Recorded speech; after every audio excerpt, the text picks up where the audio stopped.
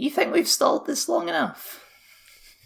Yeah, I think we are fully... Is Clone Wars even relevant anymore? Overwhelmed. Clone Wars will never not be relevant, you know? I mean, we're going to get a review of the final season of the Clone Wars out quicker than Mr. Plinkett got his review of Picard out. Oh, damn, snap. That just came out yesterday, so we still lost.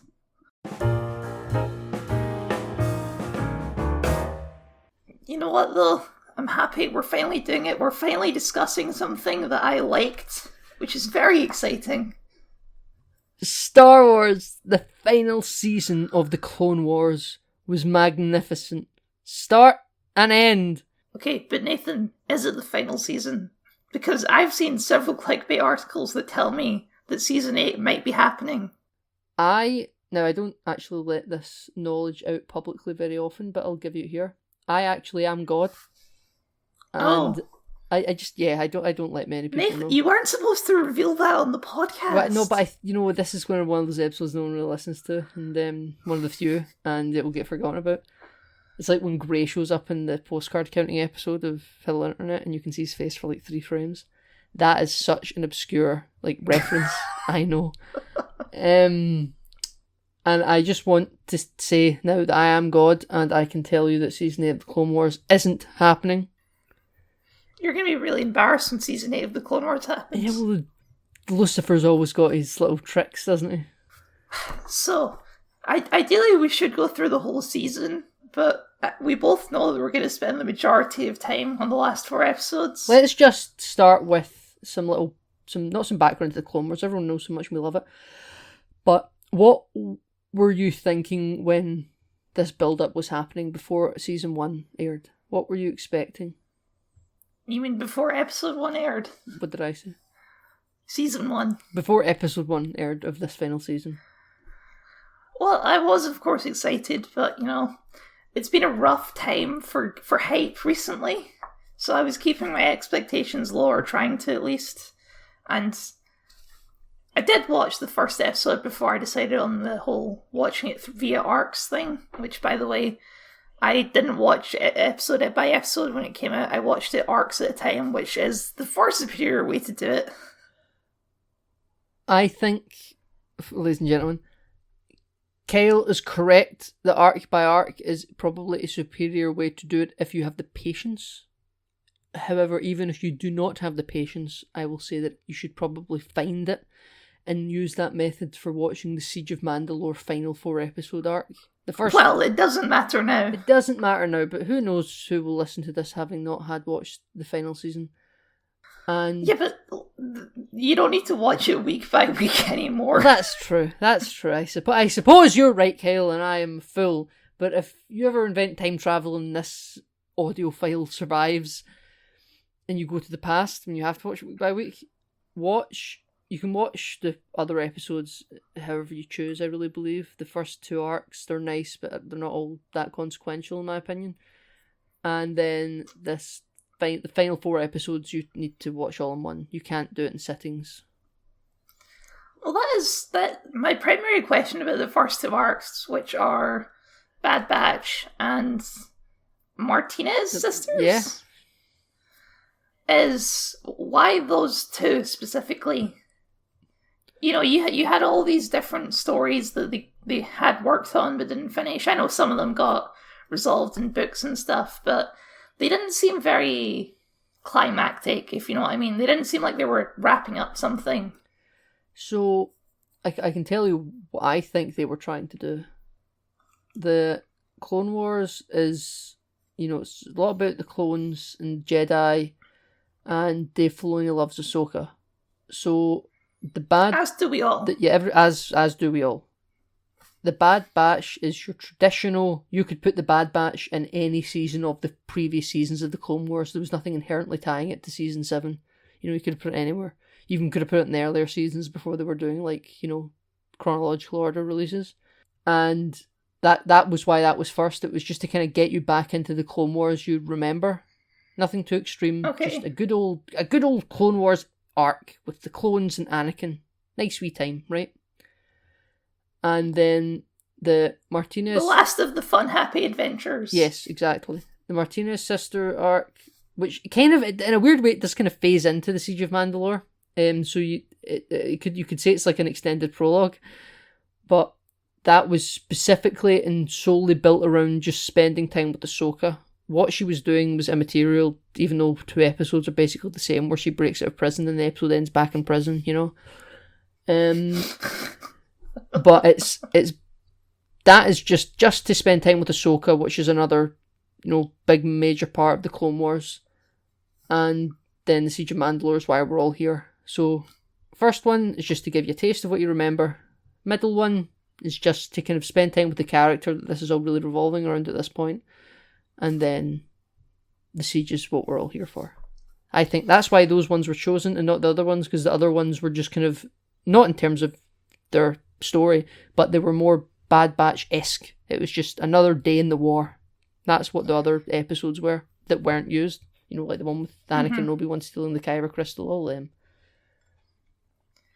It is weird that it's only a half season. I mean, I realise that they might have just put half the season's budget into the Siege of Mandalore. That's kind of what it feels like. Yeah. Everything was so different about the Siege of Mandalore. The Siege of Mandalore is like they built it up from scrap. It even looks, it's the same art style, but it even looks slightly different. Like they've put a new lighting rig in for it or something, or the camera, the technology they use for the virtual camera is different. They showed General Grievous for like 2 frames, and it's a completely new model. A brilliant model. Yeah, he looks great, but it was so bizarre because they don't even use him in the show. I know, I've spoken to a few friends who, like, massive Clone Wars fans, love the prequel era, and surprisingly we keep coming back to those few frames in a single shot of General Grievous. And I'm like, man, he looks so cool. See, in the 2003 Clone Wars animated cartoon, the 2D one, art style aside, his visual look is really imposing. He's a white cloak, but like he got the big broad shoulders. He looks like a Romulan from TNG, and like that's what that new Grievous looked a little bit like. He just had the broad shoulders, and he just kind of was like standing there imposing on the bridge, And I don't think Grievous of Clone Wars seasons past has been much like that, because he's always kind of quite an animated figure. Because he's always losing. He's always losing, but like when he's standing on the bridge, he's always like, arm outstretched, fist clenched, crush them, blah, blah, blah, Remember that episode where they had to just give General Grievous a win? So they sent Kit Fisto to his base. Oh, yeah. Was that season 1, season 2? I think that was season 2. And he has his old Padawan is there as well. And he tries to one-on-one General Grievous, but he ain't no Ahsoka. He can't take General Grievous. I used to really like that episode, and now whenever I saw it on Disney Plus when I was doing my Clone Wars rewatch, I was like, oh, I'll just skip it. You can't skip an episode with Kit Fisto. I used to not be able to skip an episode with Kit Fisto. Now, Kyle, the Smiling Jedi. In 2020, Kyle, I do it surprisingly easy. I used to struggle. It's very disappointing. Right, let's talk about the Bad Batch. Let's do this proper. The Bad Batch. We won't talk about it in episodes because I kind of forget where episodes start and finish. But by the way, spoilers. Yeah, spoilers. Meh. We won't talk about it episode by episode. We'll just talk about it arc by arc because I'll forget what starts and ends. But we do start, to contradict myself. We do start with Rex in episode 1, just kind of contemplating the war. Is that in episode 1? Yeah, he's thinking about all his dead chums. Well, like Fives is dead, and he even mentions Heavy before that, and you're like, Heavy? Who's Heavy? Oh yeah. Oh, you can't forget Heavy. The guy from the guy from the moon base with the small minigun. He's 99's friend. Gives 99 his medal. Gives 99 his medal, and then he dies anyway.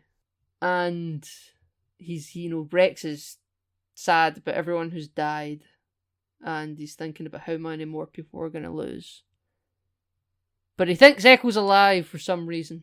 It's extremely convenient that they named that character Echo. Can I just say that?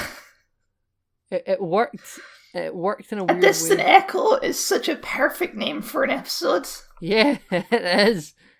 And it wasn't when they made that character, that wasn't even their intention. No, he was called Echo because he kept repeating the orders. Yeah. It was the thing. So anyway, Echo died in like season 4? Wherever they... It was when they were breaking into the Citadel. Yeah, and he saves everyone by running away with the bomb. The episode with pre-Grand Moff Tarkin in it. Yeah, I don't know why Echo survived. He's a little worse for wears. He is a little worse for wear. He is part battle droid now. Because this is a tiny nitpick, but it bothers me that they gave him legs and a robot hand. Why did they do that? Because, in case you don't know, he didn't die. He was captured by the Separatists, and specifically Wat Tambor. And used as a strategic computer thing. They used him as like a supercomputer because he knew all the strategies that Rex and Anakin knew to fight off the droid army. Then no one believes he's alive, but Rex has some feeling, and they go to take out this base because the Republic are getting their ass handed to them on this planet. It is a bad time for the Grand Army of the Republic. But, they think, how are we going to get there? We need an elite squad. We happen to have one. The Bad Batch. The Bad Batch are... outcasts. They are, I think it's a fine idea. They weren't, overly interesting. They're kind of... they kind of felt like they were made to sell toys. Which is a very common Star Wars thing. So I kind of think that idea was good back when the idea was first thought of. But maybe it's just because I've got older, but the idea becomes less cool with age, and I kind of don't care as much as I did back when they released the pre-render episodes back in 2015 or whenever it was. You've got Rambo clone, you've got Big clone, you've got Sniper clone, you've got Smart clone. It's like a video game Rolodeck. It is. They're classes. And, Echo kind of fits in now because he's now, he's the droid one that can plug into computers. I should just say before we do this, we do get a little touch on Anakin and Padme and where they're at. I like that scene when they're hiding and the thing barracks, Rex is covering and for Rex them. is covering for them, and he taps and he's like, I'm doing a spot check on your gear, just your helmet though, nothing else. And we call Padme, and she's early pregnancy, like the audience can tell, but Anakin obviously doesn't know. There's a reason they shot that side on, so you could get a look at her belly. Sure, yeah. And Anakin doesn't know? Oh no, because she tells him in the movie, doesn't she? Yeah, she tells him in Revenge of the Sith, so he doesn't know. He's incredibly unobservant. And he didn't get a side-on angle. We did. We only saw her from the front. You couldn't tell. Yeah, it's exactly it. And she never turned around for him, And then, Obi-Wan's coming. Knock, knock, knock. And they've clearly rehearsed this because Anakin knows that's the sign of Obi-Wan. The 3 knocks. He shall knock 3 times. And it's a great, great little exchange. And Obi-Wan knows. Obi-Wan's like... That really freaked me out when I first saw it. It's like, Obi-Wan shouldn't know. What is this? Tell Pat. And right, so I think he's kind of always had these suspicions, right? Throughout the Clone Wars. Little bits and pieces here or there. And for some reason, this one scene, maybe it's just because I'm so aware that we're really close to Revenge of the Sith, but this tell Padme that I said to Laura, whatever, really made it more poignant for Revenge of the Sith, wherein he's like, Anakin is the father, isn't he? It's like, you bastard. You always knew. It does make Obi-Wan seem like less of an idiot, because watching the Clone Wars all the way through, you'd have to be a complete moron not to notice that Anakin really, really cares about Padme. Like when she's trapped down in the cave with the blue shadow virus and he's like freaking out. Yeah. So I always kind of thought, maybe it's a couple of lines of dialogue here or there before this season, but I always kind of thought he did know that he knew that he cared, but kind of like how he cared for Satine, he couldn't let that get in the way of he's doing his job. And I think Obi-Wan was always aware of it, but also thought Anakin wouldn't maybe act on it as much. He was wrong, but naturally. I think he always kind of thought, there's a thing there, but it doesn't matter, They're not going to get married and break the code. Anakin would never do that. He's the chosen one. He's supposed to save the Jedi, not destroy them. Leave it in darkness. So, we then go away with the Bad Batch after we've heard their subclass abilities. And they go on a little scouting mission. Cody comes as well, and Jesse comes. Who's now an ARC trooper. He's now an ARC trooper, and him and Cody and Rex and a medic who's just there for plot, and the Bad Batch and Anakin. All wasn't Jesse a medic beforehand? I can't remember. I thought Jesse used to be a medic. Never mind. It's so hard to keep track of clones. I'm sorry. They all look very similar. That's racist. They all go hunting. They go hunting for Wat Tambor and his mysterious tactical computer. And they take a station, like a tower. They do take a tower, but they don't get there first because remember, Cody gets injured, and Jesse and the medic have to get out of there with Cody. Or is it Jesse that gets? Is Cody even there?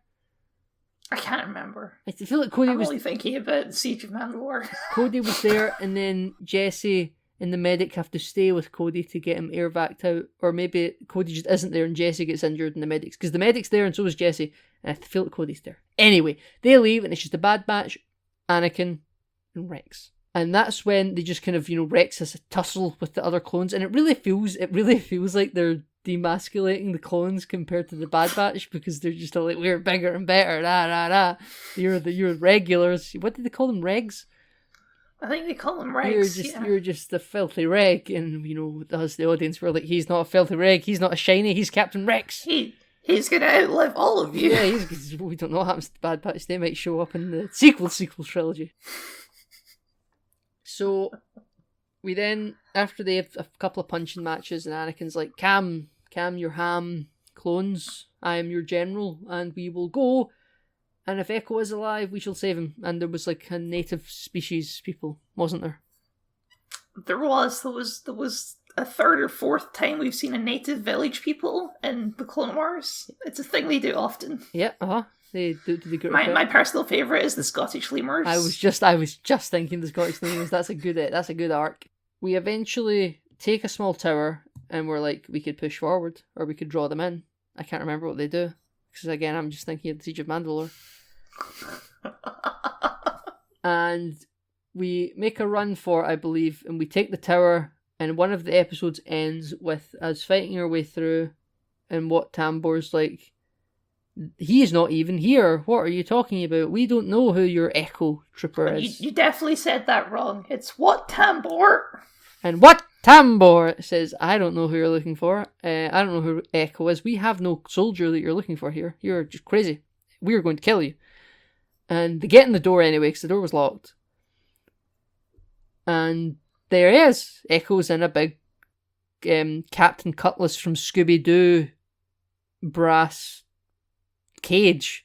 And we get him out, and he's kind of lucid. He's not really lucid. He's a bit, out there. He can't walk, even though his legs are robotic, and I guess Anakin's and Luke's hand feels pain. They program pain into it, so it's fine. Yeah, and you've got your nerve joints haven't really worked in tandem with the robot legs, so you're just not used to it, right? It's whatever. He is missing his facial hair. I'm fairly sure Echo used to have like a little goatee, but it's fine. It's fine. He's been through a lot, Kyle. Okay, he gets singed off in the explosion. So we then are able to unplug him after the Bad Batch and Anakin hold off weird battle droids that we've never seen before that look like stick insects. Yeah, they're and yeah, they make different noises, but they still have the same voice, which is really distracting. I feel like they should have had a different voice. Yeah, they still sound like battle droids. Like the underwater super battle droids. Yeah, but they sounded like super battle droids, did they not?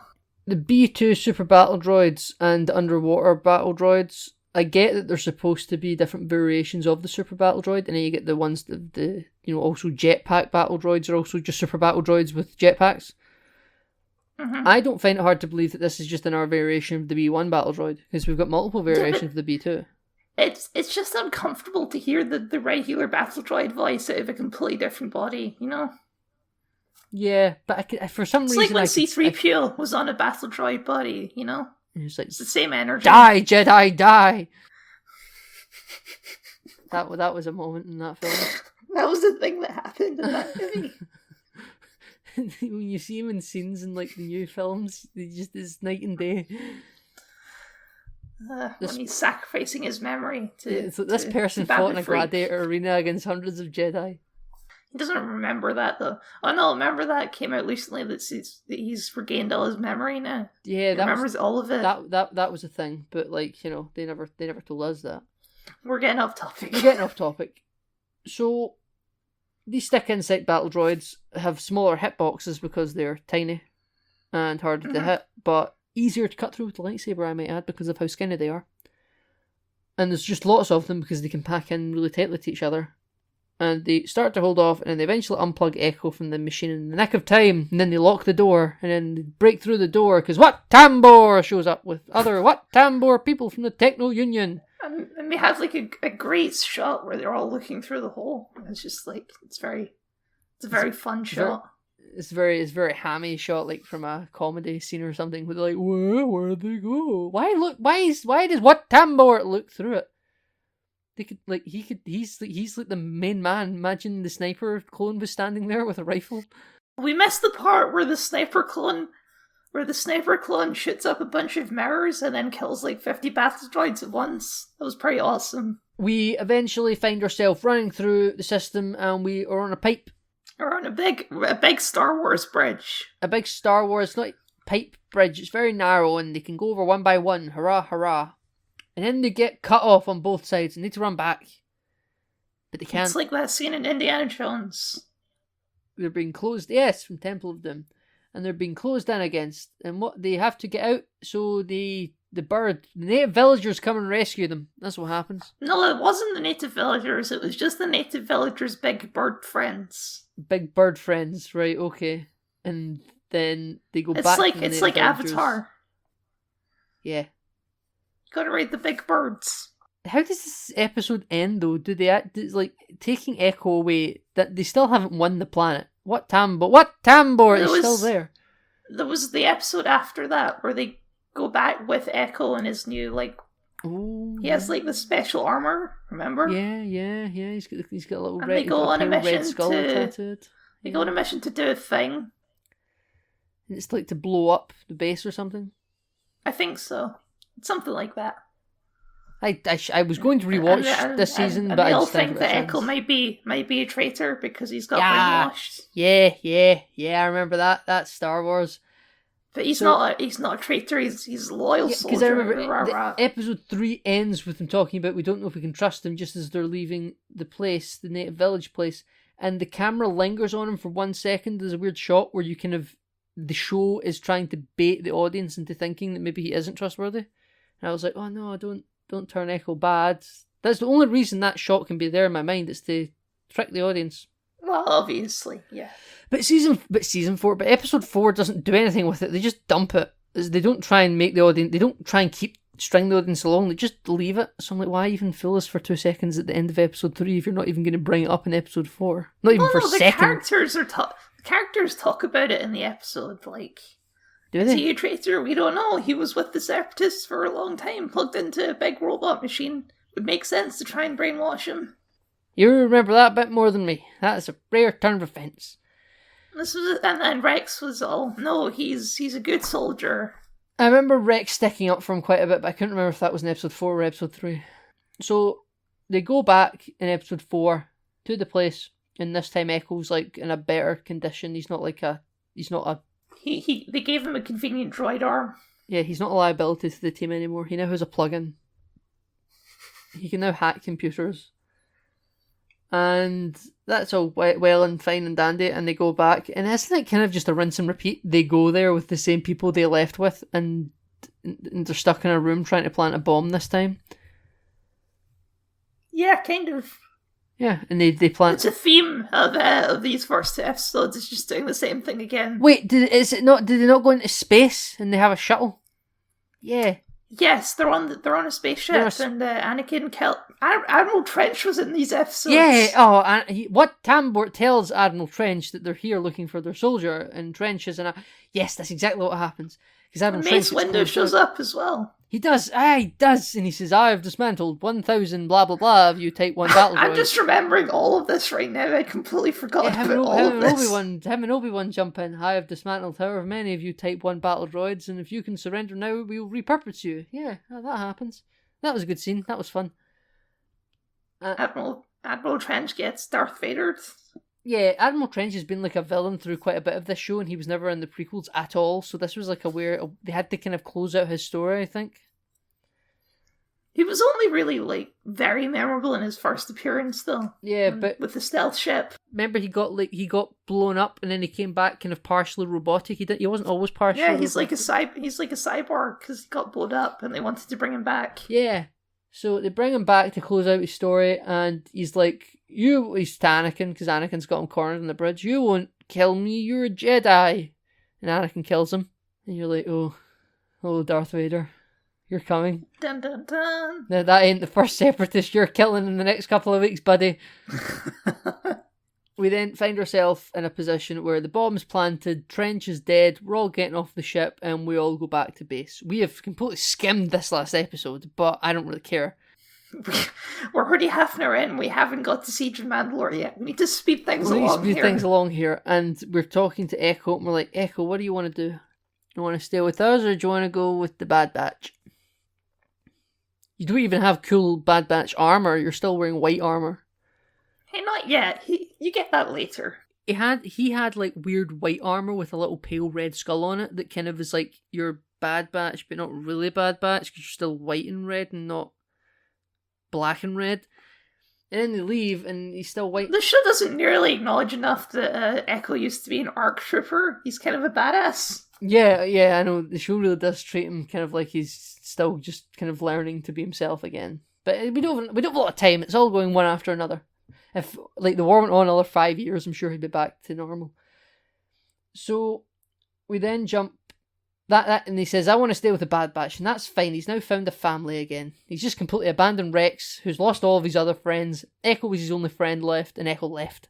He's all alone. There's no one here but Anakin. But you gotta have Ahsoka. But we'll get there soon.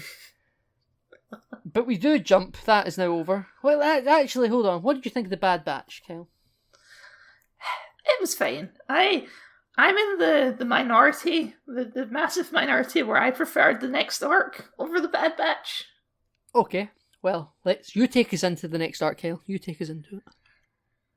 Okay, well, the next arc is all about Ahsoka and what she was up to between season 5 when she left and Siege of Mandalore. And she's just chilling on Coruscant. She has a jumpsuit and a speeder bike. And she conveniently crashes it into a garage. It was the will of the Force, I assume. It only could have been the will of the Force. That's the only thing that makes sense. And she meets 2 sisters who look suspicious like the characters from Borderlands 3. I'm just pointing that out. But you've not got a mad queen called Tyrene coming alive. Okay, but she does look a lot like Mad Queen Tyrene. You're with me on this one, right? Sure, yeah. And yeah, again, she has a weird speeder bike that crashes, and she's on what level, Sean? Kyle? Sub-level 19? I don't know. 13. Oh, yeah. Was it a show or a game or something? It was a game. There's a really cool gameplay, like tech demo that was like the game got cancelled. Was it 1313 she crashes on? I feel like it was, because that would be an obvious Easter egg, but then I'm thinking, did they really do that? I liked all this stuff.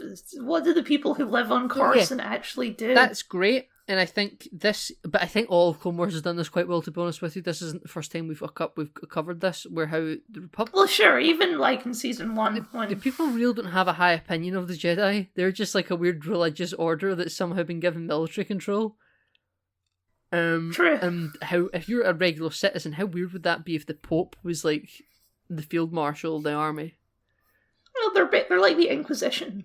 Yeah, but like they're still leading the political army. It's not like the Jedi are just an army of Jedi. They have military funded people. It is a very weird system, and Star Wars is one of the few things where I can say this is weird, and I know it's actually intentional. Yeah, So I mean, I don't have a problem with it. Like the Jedi kind of suck. Yeah. But I'm allowed to say that because that's in the script. The Jedi kind of Yeah, suck. that's like part of the story. That's what makes Star Wars interesting. The good guys, institutionally speaking, aren't the best. It's not like Star Trek Picard, where the Federation suck, and it's like, no, they don't suck. What are you talking about? Star Trek, yeah, oh, we're not going there, right? Oh, I'm not falling for that. We're not going there. So we find ourselves in a position where we're continuing to explore why the people might not be the biggest fan of the Jedi. Strange New Worlds. Why Order... Seek out your life. Shut up, Kyle. Order 66... Why you see Order 66 probably for a lot of people wasn't a big deal. The Empire coming to power is a big deal, but the Jedi's death. Oh, the Jedi tried to assassinate the Chancellor. That seems legit. They didn't like them, so who cares? You know, the Jedi are gone. One day they were here, one day they weren't. The military didn't really question it because they probably didn't like a weird monk telling them what to do. This attack has left me scarred and deformed, but my resolve has never been stronger. Good guy, Sheev. Good guy, Sheev. Real hero. Real hero. Real good guy he was back then. Now democracy dies. Thunderous applause. So, she was killed when, what's his name? Cad Bane broke out. Was free. Zero the Hutt. Zero the Hutt. I'm sure she's talking about Luminara and Dooley, right? With the green skin. Yeah, she says it's Green Lady Jedi. Yes. It was the will of the Force that your parents died, which it does seem like a pretty Jedi thing to say. It does, but it's horrible. You know, like, here's a cookie, I'm sorry your parents died. They don't even have, like, a program. You know what, you could go further and take that as a bit of scathing on religion in general. Like, it's like, oh, it was the will of God at least that your parents died. At least when, like, Iron Man causes havoc, he has, like, a relief team that he pays for to try and help people recover. You see that in Age of Ultron quite clearly. That's why I always find Civil War. Oh, sure. Like in Iron Man ain't a bad guy. Spider-Man as well. It's the whole plot. Yeah, like he has like a relief team. The Jedi don't. The Jedi just apparently don't even pay their employees enough. That was why the guy that apparently got framed for blowing up the Jedi Temple lived in a shithole. The Jedi don't. They don't let their employees unionize. They don't have unions. They don't pay their employees enough. And they don't care about people who they get caught up in their own collateral damage. They just say it was the Separatists' fault for not playing game. Well, it's the thing that I like to point out, that they don't care that Tatooine is a slave state. They're not here to free slaves, whatever. Kyle. They're not here to free slaves, it's fine. They work with the Hutts. They save his really, really cute son. Because they needed the hyperspace lens to take the war into the Outer Rim. God, Kyle. Of course. I remember. And these sisters, one of them has a spaceship that she built and she's really proud of, and the other one is... And it's called like the Silver Angel, and everyone thinks this is a weird name. I don't think this is Can we both acknowledge that it's not a weird name? It's completely in Star Wars. The Millennium Falcon, the 1,000-year-old Falcon. What does that even mean? This is the ship's been around for 1,000 years and it used to be shaped like a bird, but now it isn't because it's 1,000 years old. That doesn't make any sense. Kyle, this is a bad ship name. Anyway, so these two sisters, one of them's the slimy criminal one, and one of them is the overly innocent mechanic one. And I don't mean to say this in any condescending or any weird way where I'm trying to say it in a negative way. I don't know how to word that properly, but I'm sure that character was somewhere on the spectrum. I think that's a safe reading. Skipping on a bit, there's the scene where she dumps all the space, and when they're at the dinner table and she keeps talking about how fast her ship is, I think they were going for something there. Yeah, so I mean, it's not at all a bad thing, you know, you're giving different variations of characters showing up in the show, and you're not beating people over the head with them talking about what their mental state is. It's just, oh, maybe they are, and this is something in the script that would let people know that.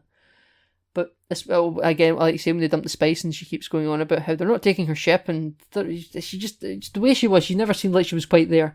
Now, well, it's been good for representation. I actually found it a little bit like I was with Ahsoka and the other slimy criminal sister. It was like, come on, get with the program. We've got to keep going here. We don't have time to debate this ship. You know, it was also frustrating for me as a person. I think that's just how it was intended. Oh yeah, no, it completely was. This is why I like these arcs. The two sisters, I like their dynamic, where the older sister, she cares for her sister, but she is also manipulating her. Yeah. There's stuff going on there. I found it all very interesting. It was. I don't think I don't think any of these episodes were bad. I do kind of wonder why these episodes. I told you why I thought these episodes were chosen, because one was an old timey adventure and one was about Ahsoka. But I wanted more. It felt like we could have done another story to keep up to date with Ahsoka. Like, they go and get the spice. It was nice to see Kessel. I won't lie, I enjoyed seeing Kessel again. It looked awesome. It did. Kessel looks great, and it looks good in Solo. God, Solo's a damn fine film. And then we find that they go to these people and they've dumped the spice, and Ahsoka's got a plan, but the plan doesn't go according to plan. They get caught, they go to jail, they break out of jail, they see people in cloaks that look like they might be Bo-Katan because it's Mandalorian. They go, well, it definitely is Bo-Katan. Yeah, well, definitely is, right? But we don't know that yet. If you recognise her helmet, which I did because I'm a nerd, it's clearly Bo-Katan. Yeah, but you're not supposed. You're not supposed to know that yet, Kel, right? I knew it was Bo-Katan as well, by the way. But like, you're not. If it was Bo-Katan, she would have been walking around without her helmet on, right? For the sake of the show, we're trying to build up some dramatic tension here, Kel. By the way, they're dealing with the Pikes, aka the Snake The Pikes Men. is I kept wanting to say the Then, but I don't know who the Then is. No, the Pikes. Yeah, the Pikes. I know it's the Pikes, but I don't know why I couldn't remember the Pike that name. Syndicate. Yeah, the Pike Syndicate. And the Christopher Pike Syndicate. Hey. Strange New Worlds coming to CBS All Access. Whoa, we're not going there today. And she goes to prison. She breaks out of prison. She's back in prison. Waste of time. We have some nice little scenes. We find out it was some fun escapades. Okay. It was just and Bo-Katan, and we do some Jedi mind tricks, and there's some weird people out there. It's all Star Wars stuff. I always find it fun to see a Jedi doing stuff with their lightsaber. So she's doing like sweet kung fu moves. Yeah, showing their actual physical prowess. Oh, and also the whole time she's trying to hide the fact that she's a Jedi. Even though these sisters are really unobservant. Like, do you remember when they have to jump across the bridge? Yeah, and they just miss her doing a massive jump. They miss her doing a massive jump, and they also miss her catching the sister with the Force and pulling her up. Yes. Like, how did you miss that? Come on. They were quite dumb to how obviously Force sensitive that Ahsoka was. Or when they're running away and she uses the Force to push over some barrels while they're not looking. There's a little scene reminiscent of Return of the Jedi in the first episode of this arc I forgot to talk about, where they're leaving, and Pilot's sister goes into the Republic ship lane, and she's like, and the criminal one's like, I'm just taking my sister for some flying lessons, she isn't supposed to be in this lane, I'm sorry, because Yularen's shouting at them over the comm, but doesn't know Ahsoka's on board. He says like he's going to shoot them down or something ridiculous. Yeah, and then they're like, what's your pilot's license? And the sister's like, I need a license.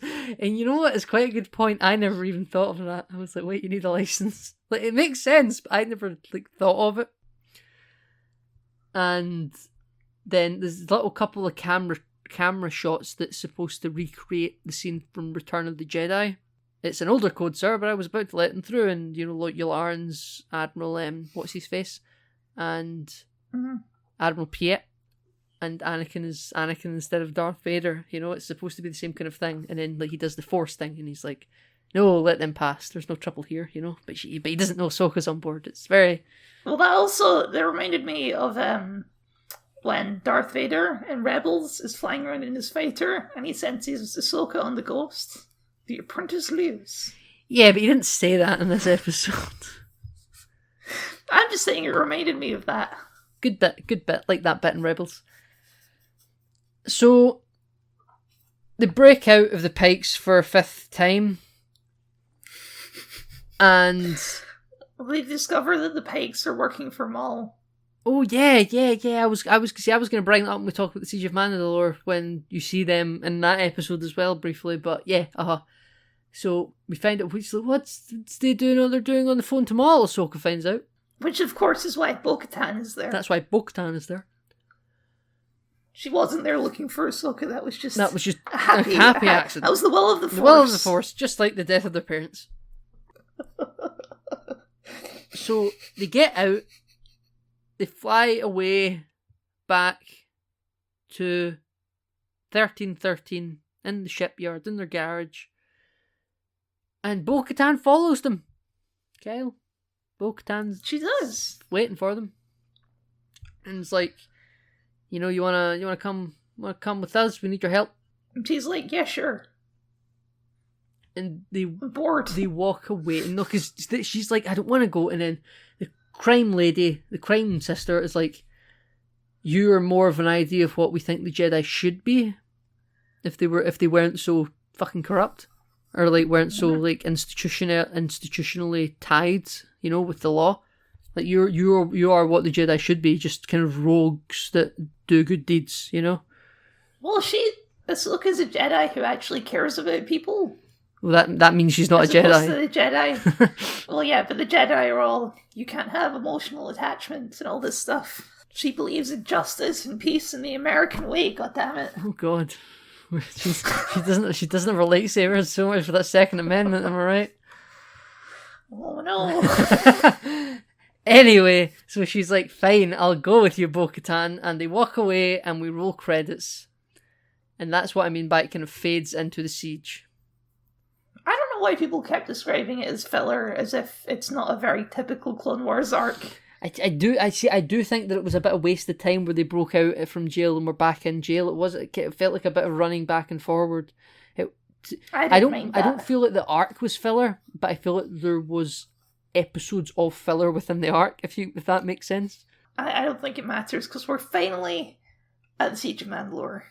It's kind of weird to call it that, because the Siege of Mandalore is only actually the first 2 episodes and no of this episode arc. is actually called the Siege of Mandalore. Episode 1 is called Old Friends, Not Forgotten. And they did like a full Star Wars opening for right. it. So, Clone Wars theme is great. I believe it's become iconic in its own right within the Star Wars community. It's like the Star Wars theme with the drums. Da, da, da, da, da. You get it, you know it, right? Great yellow text. The Clone Wars, right? But this kind of opens silent and it says Lucasfilm Company production or whatever, and it's like the old original text. It's not anything new. It's not Lucasfilm 2020 text. It's old style Lucasfilm logo. And it's in red, and it's the real Star Wars theme, Kyle. It's the John Williams original, and oh boy, you know you're in for something. You're in for something special because they know that you've been waiting for this. And you're strapped in. You're like, oh, here we go, and the Star Wars. It's theme. like a much bigger version of the episode of Rebels where they play the Clone Wars theme. Yeah, that episode with the battle droids and stuff, because that was like a fun throwback to the Clone Wars, because at that point the Clone Wars was dead. Yes. And now for this was like, okay, here is like this is our second Clone Wars film. We can't say it's a film because Lucasfilm didn't want us to make a film, most likely, but this is essentially a film. We're just It is a film. Yeah. And it's just, they don't even have I actually thought they were going to have a full crawl. I kind of think they maybe should have, but I've also got a feeling that someone told them not to put a crawl in. And we have our last speech from Yularen. Did it have a speech? I don't think it had a speech. It did. Yularen opens it with describing. We see the different Jedi where they are. Oh yeah. You see like that's when we see Grievous. Felicia. I thought you saw Grievous at the start of the Bad Batch. Huh. No, you see Grievous at the start of Siege of Mandalore. Oh right, okay, yeah, right, okay.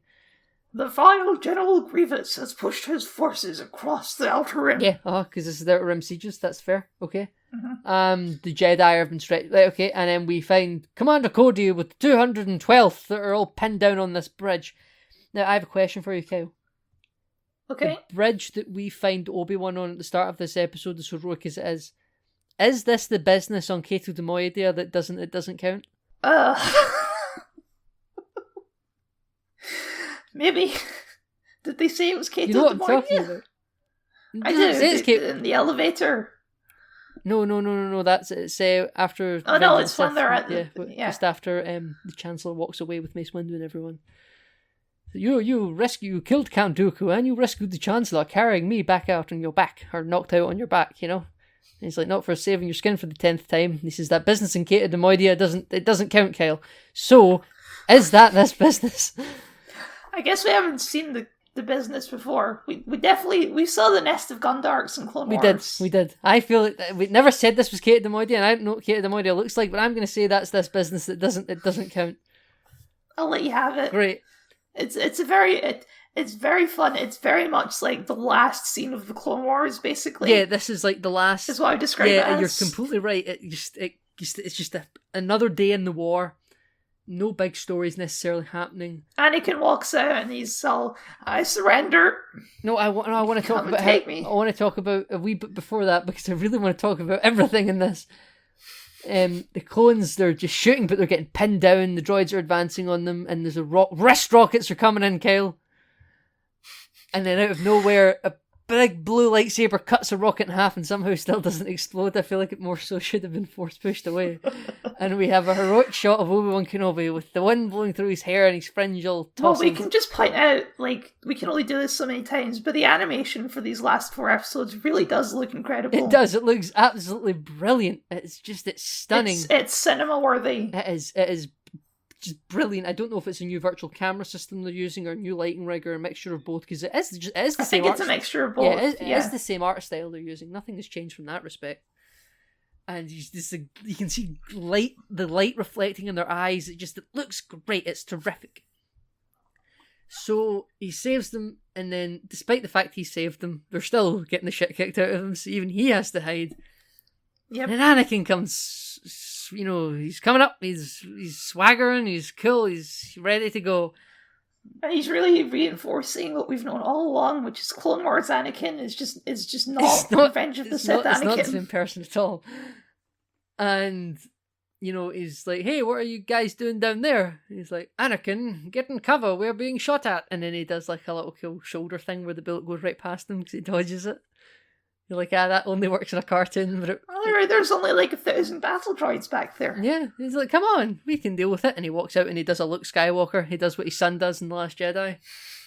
His grandson, please. No, I'm talking about when Luke faces down all the First Order. Never mind. Yeah, God. He doesn't have a I know, Ben Swallow is his grandson. Yes, Kyle, have you seen Star Wars?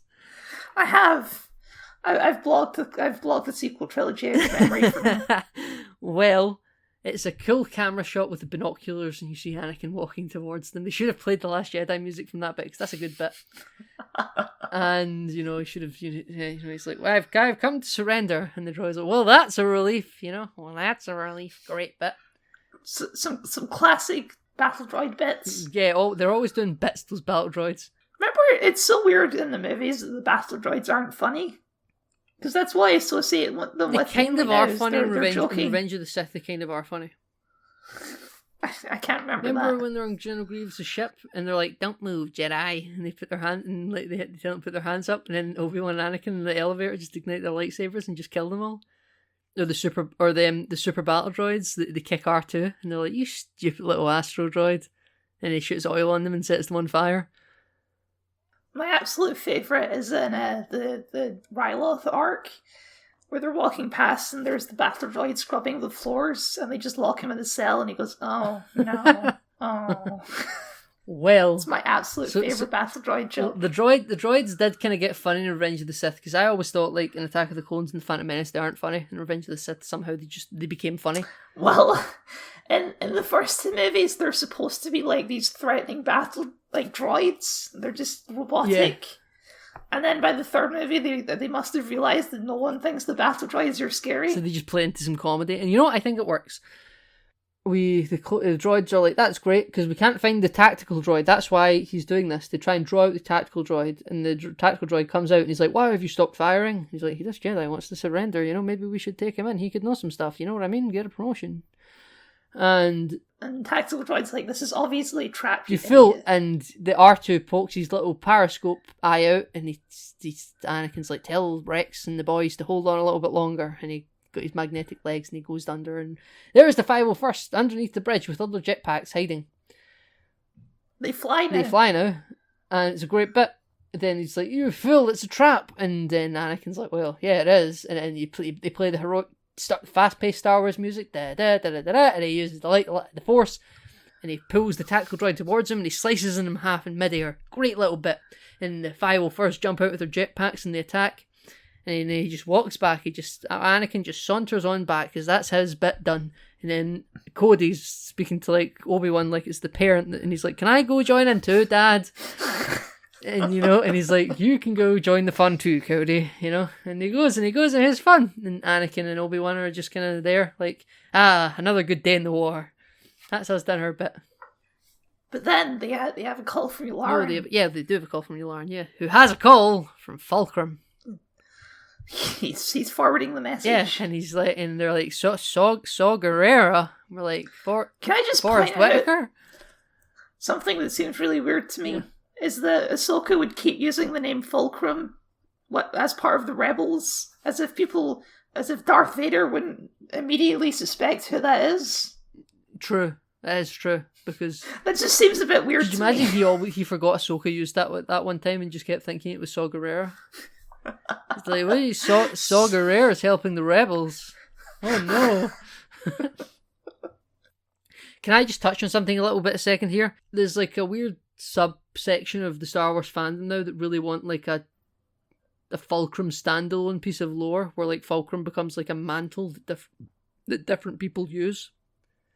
Why do we need that? That's already a thing. Yeah, we don't need it. It was used by Saw Gerrera, then Ahsoka picked it up, but now people want to see who used it before Saw. So no one used it before Saw. Saw came up with it, didn't he?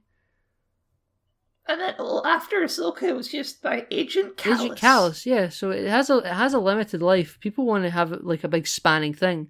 It's like when people make out a massive they spin a massive yarn over a tiny little bit of thread. It's stupid. I'm still disappointed at how small a part Agent Kallus has in Season 4. They realised that he didn't have much use. Yeah, but after his redemption, I wanted to see him, like, doing things, Nah, that's it. He's just doing it. When Thrawn finds out he's a spy, it's all over. Scruffy Agent Kallus. Scruff it with his hair dangling down in front of him, which means he's hot. Yeah. So... It does. He's letting his beard grow out a bit more. Well, we're taken back to the Clone Wars very briefly, Kyle, as much as we all love Kallus. And Fulcrum. So we have a nice little shot, and I love shots in Star Wars of like shuttles flying up to capital ships. I love it. It's always great. Force Awakens is a great one, flying up to Kylo Ren's Star Destroyer with his shuttle. This has it with the Republic gunship flying up to Venator. Great, I love it. Always in Star Wars, little staple of Star Wars, a ship flying up from a planet to a capital ship. Great stuff. And then they have a sitcom moment where they walk in chatting and see Ahsoka and like, whoa. The audience goes, ooh. Oh, it's like, all right, Admiral, why did you bring us all the way back here? It's the back of an Ahsoka and Bo-Katan. Bo-Katan. Bo-Katan. That's a lore twist and a half. Maz Kanata had to find out how to fly that jetpack from somewhere, Kyle. Bo-Katan, Maz. We're gonna find out how she got that lightsaber. It was always to do with Bo-Katan. That's why she's showing up in The Mandalorian. Maz Kanata will also show up in The Mandalorian season 2. So we are found out that the rogue Sith Lord Maul. So just to clarify, I had to look this up, right? So last time we saw Maul in Clone Wars, he'd had his ass handed to him by the Emperor. Yes. So between that and now, there was like a comic book or a book where Maul was doing stuff, Sons of and then Dathomir. he got freed by some Mandalorians, including he was tortured by Count. What's his name? Gar Saxon.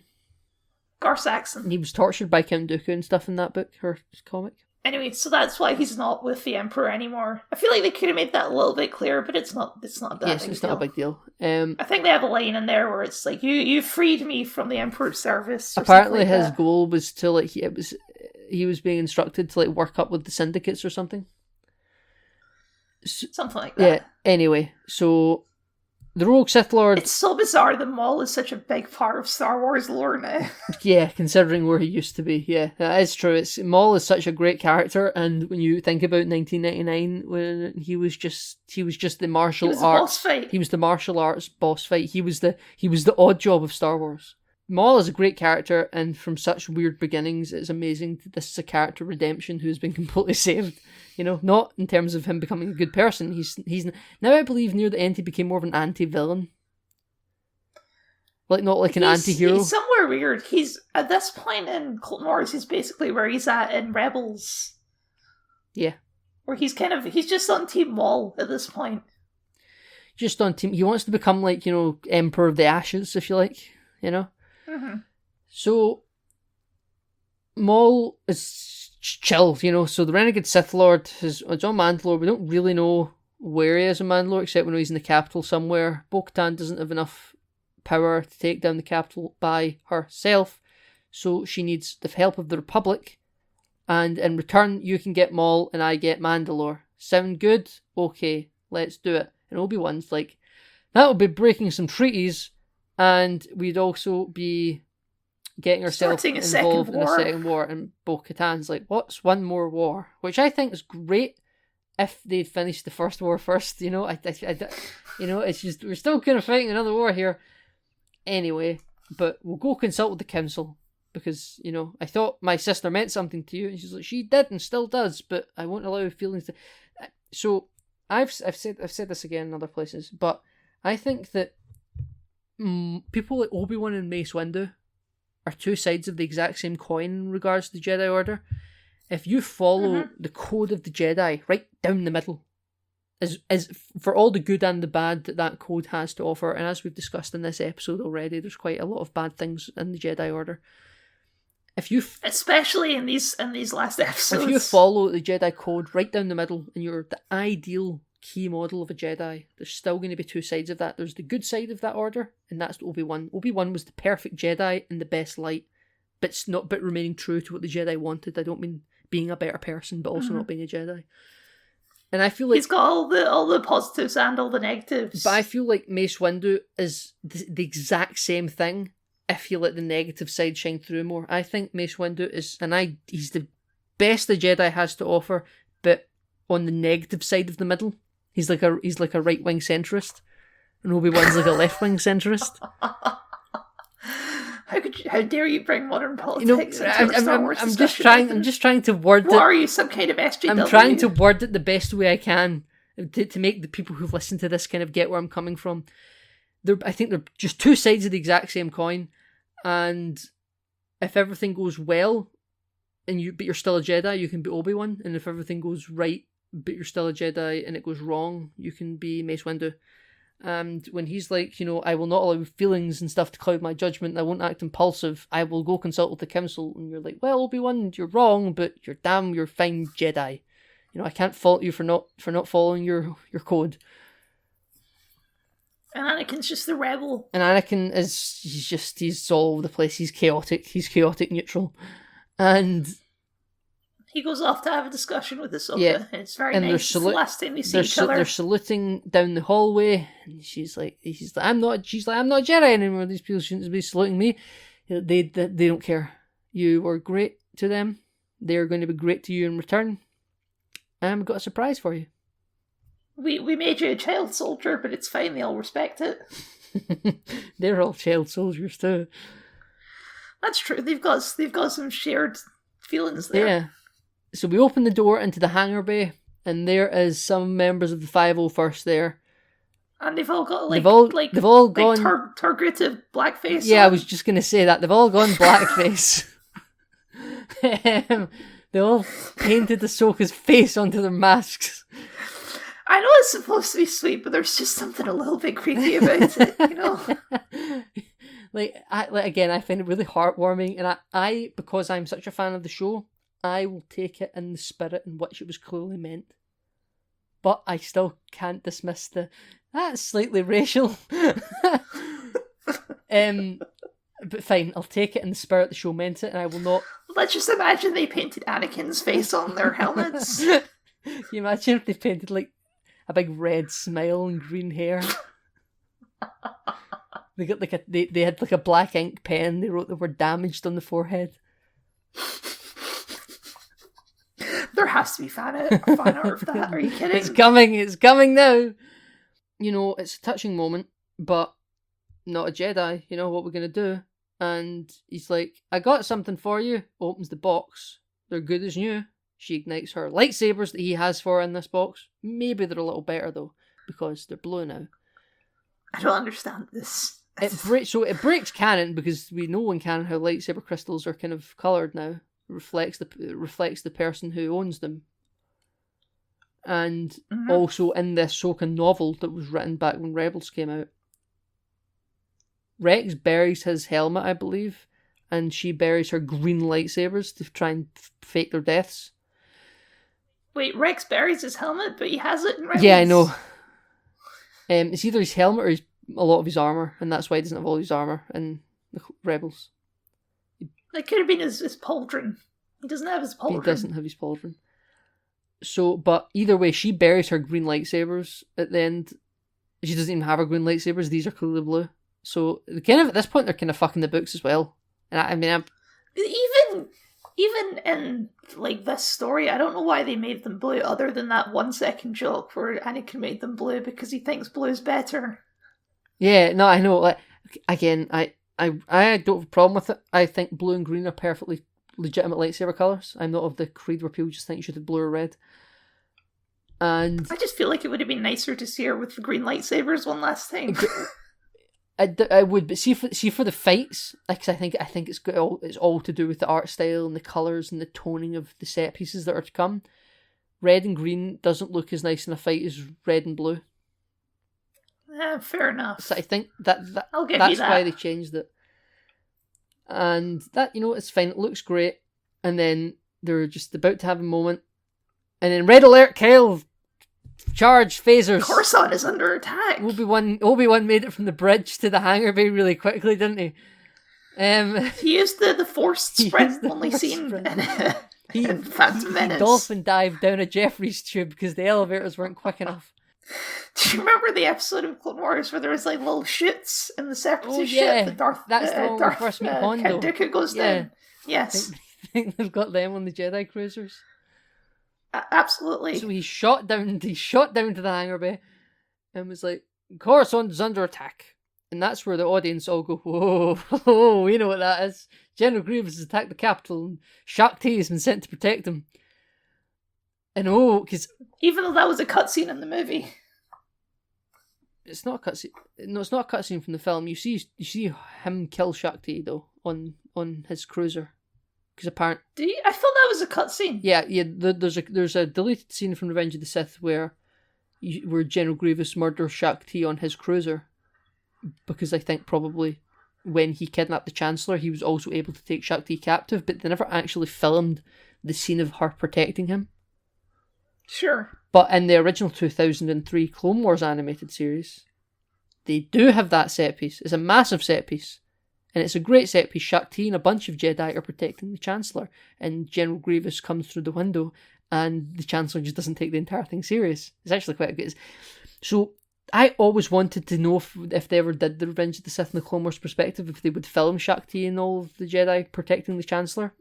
They just didn't have time. They just didn't have time. And I will forgive them for it, but I think knowing that now officially, definitely without a shadow of a doubt, because it was all a little bit in doubt in new canon, Shaak Ti and the Jedi definitely do protect him. And now we know how Shaak Ti definitely does die. Because F, And it's great, and the whole audience go, whoa, we know what this is. Whoa, the Revenge of the Sith. We're here, ladies and gentlemen. I think they did as good a possible job as they could working the canon together. Because it's been a question since Ahsoka was introduced. It's like, where is she? Why wasn't she in Revenge of the Sith? This doesn't make any sense. Yeah, this is completely just all utterly mad. Where is this character? Where's Rex? And the answer is, she was right there, just off screen. You just missed her. Yeah, it's like in Halo Reach, if you just edge the camera over with your analog stick, you can see Master Chief. That's exactly what this is. You just edge the camera over a little bit. She's right there. It's fine. It doesn't say much. And... we're like, we need to go. And Ahsoka's like, so you're just going to leave Mandalore? She's like, this is a pivotal moment in the Clone Wars. The capital of the Republic is being attacked. It's like, the people... we need to go protect the capital. You mean you need to go protect the Senator? The Chancellor. Or the Chancellor. It's like... Womp, womp, womp. Womp, womp. It's like... And I actually think... Now, see when Obi-Wan's like, that's not fair, and she's like, I'm not trying to be... I'm glad they wrote that her saying she's not trying to be, because you know what, that isn't fair. And from the point of view of the people who are generals in the Republic, of course your priority is protecting your capital. That's like your knight about to be taken on a game of chess, your king about to be taken on a game of chess. You kind of need to do that. You need to get on with that. I totally was on Obi-Wan's side for saying, yeah, fuck Mandalore, we kind of have other priorities. mean, obviously we know that he's Sidious, but he doesn't know he's Sidious. If I was in his shoes, I would do the same thing. And then he says, Anakin's like, oh no, we're going to do it. I don't want to get in the middle of this fight. Fine, we will divide the 501st, which means... Which is why Rex isn't in Revenge of the Sith either. And she's like, okay, and he's like, well, that'd be fine, but Ahsoka isn't a member of the Grand Army of the Republic. Well, fine, she can be an advisor, wink wink, and we'll promote Rex to Commander.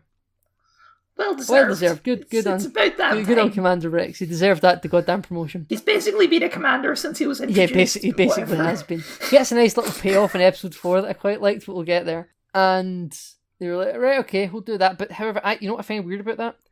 How big was Anakin's fleet before they leave? Because now it's like a few Venators and half the 501st, but somehow is still able to crew an entire invasion with half a clone battalion and some Mandalorians. I know they're just trying to attack it was just one city. It was just one city, right? But I don't know. I feel like they're still incredibly undercrewed. But whatever. You know what? I would... This is a tight side tangent, but I love the design of Mandalore. It's one of the few planets in Star Wars that's very alien, with the cities all in these big enclosed black domes on a barren desert. I love it. I know we're never going to see it in The Mandalorian, because it would be too much effort to do that. And they've all been probably reduced to dust from Moff Gideon. I mean, the cities might still be there. Well, that was the whole thing they do in Rebels, where it used to be like this nice lush planet, but after loads and loads of wars, it's just a barren wasteland. Yeah. We find ourselves, Anakin and Obi-Wan have gone to rescue the Chancellor. Revenge of the Sith is happening. We're here, Kyle. The opening crawl. War! It's happening. The dead speak. The dead speak. And Ahsoka, Bo-Katan, and I was going to say Admiral Rex.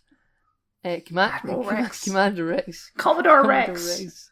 Grand Moff Rex. They are going to attack the capital of Mandalore. I can't remember the name of the city. Yeah, I mean, and they speak to the Prime Minister. What's his name? I can't remember. I honestly, until he showed up again, I thought he was dead. I forgot he was a character until he showed up again. I was yeah, you. And he's like, what is the meaning for this Republic invasion? And for some reason, until Bo-Katan speaks, he does not know that she's standing right in front of him. She's like the first person that he should see, because she's center. And he's like, what is the meaning of this attack by the Republic? And then she speaks and she's like, your time has come, Prime Minister. And he's like, Mistress Bo-Katan.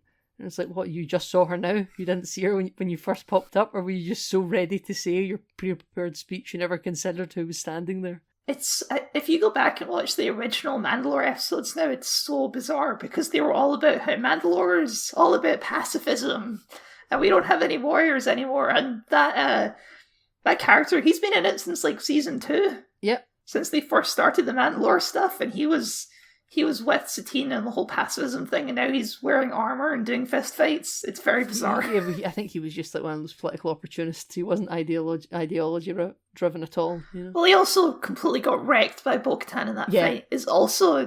Bo-Katan is such a weird character now, because she started off as a sidekick, a member of Death Watch. Yeah, she was a sidekick of other dudes. Pre-Vizsla. You know, there's seeing those episodes with Obi-Wan fighting Pre-Vizsla, there's a guy in the background who a lot of people thought, before this season came out, a lot of people thought he was the Clone Wars Gar Saxon, because he looks a little bit like Rebels Gar Saxon. But compared to the Gar Saxon we've seen this season, he looks like some ugly hobbit. And it's like, that's so mean. People like bring up pictures of the guy from these earlier episodes, and it's like, is this who people originally thought Gar Saxon was? He's so weird. He's just like another Bo-Katan in the background, without a helmet. And so we then are like, the people won't support this invasion. You're bringing the Republic in. This will not make you popular. And she's like, I don't care. You're in league with. She's well established that she's not a very good leader. Yeah, but she's standing up for what's right and taking out the Sith and taking out the corruption. I'm just saying it probably wasn't that difficult for Moff Gideon to take over. Probably not at all. Because again, the 332nd Clone Division, they never left. The 501st that is under Ahsoka's command, they never left. The Republic were in control of Mandalore when Order 66 was executed. That's a fair point. It's a very fair point. So it was just like, of all the times to execute Order 66, that's the one time that Mandalore let the Republic take control. It was the worst time for Mandalore. Yeah, it was so bad timing. And Maul was like, Maul's in hiding somewhere in the city, but we know he's definitely in the capital. And then Gar Saxon shows up in the Prime Minister's throne room. It's like, are you ready for this? It's been a while since we've seen a fight like this, and it's all great, and the animation looks terrific, and there's a lady with purple hair who everyone thought was Satine Wren's mum. I thought she was that as well, but then you see Satine's mum at the very end when they're taking Maul into custody. I always wonder if they added that last minute because they were like, "Oh shit, everyone thinks this is Satine's mum." No, she's here. Yeah, she's here. She's here. No, look, it's fine. See. And this is a different character. The purple lady's her name was Rook, like Rook from Thrawn. Not Rook, not Rook. Not Rook. It was just Rook. Not Rick, but Rick. And they send jetpack people up to take down the Republic gunships and the Mandalorian ships, and they've all got awesome. jetpacks. And they race to the and bottom. Rex never brought in a jetpack for Ahsoka. And I just love Ahsoka fight scenes because she has such a cool way of fighting. She got a lot of really lucky parkour moments. Like if she missed one gunship, she was dead. Oh sure, it's the will of the Force. Yeah, the Force is with her and the Force is with everyone. And raced you to the bottom, and she won. And it was a nice little explosion behind her when she landed, and it was good music. And the Mandalorian Red people are all on the retreat, and the Mandalorians, the Maldalorians, the Maldalorians. Yeah, okay, great.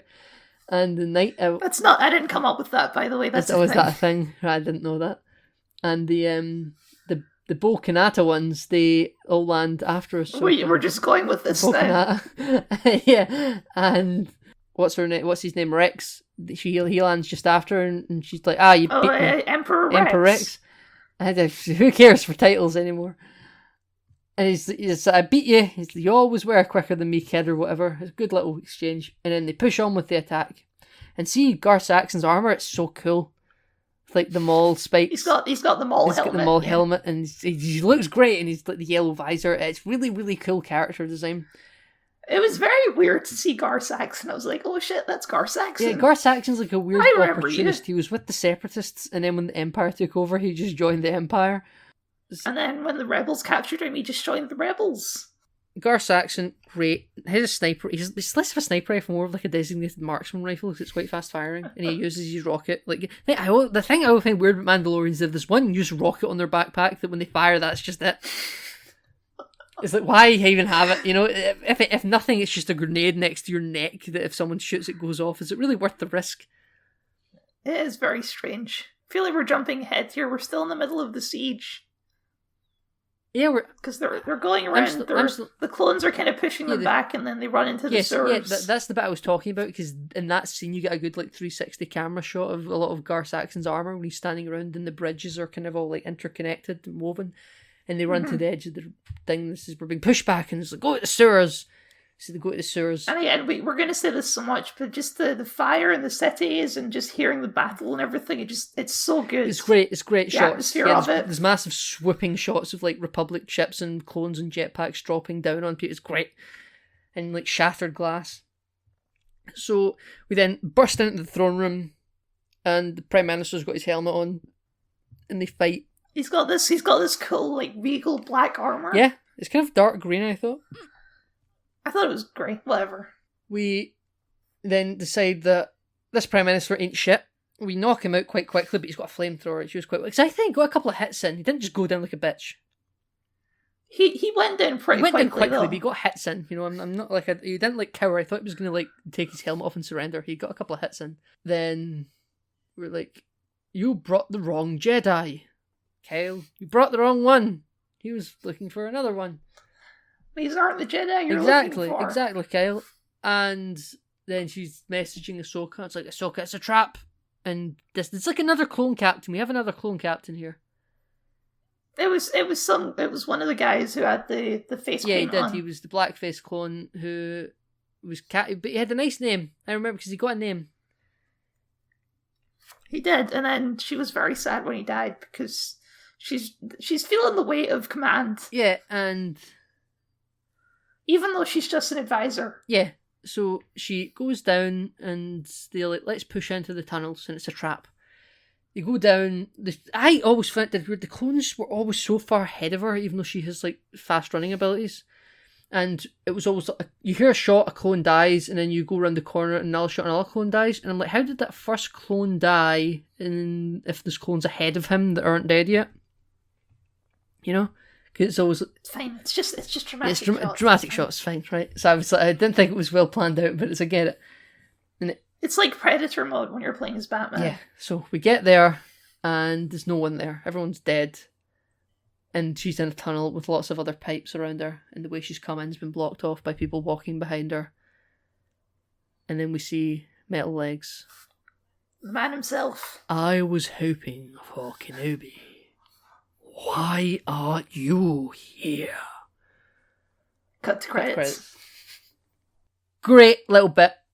And then episode 2 starts, and we don't do another Clone Wars intro. We get a little quote and we jump right into it.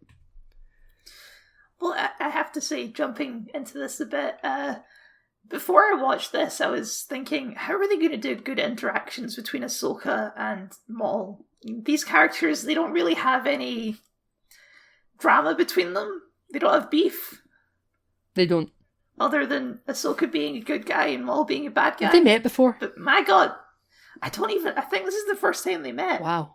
So I was like, how are they going to make this work? But you know what? They made it work. They made it work. It was great. It was some good stuff. Episode 2. Episode 2, we find that they're going to have a little talk.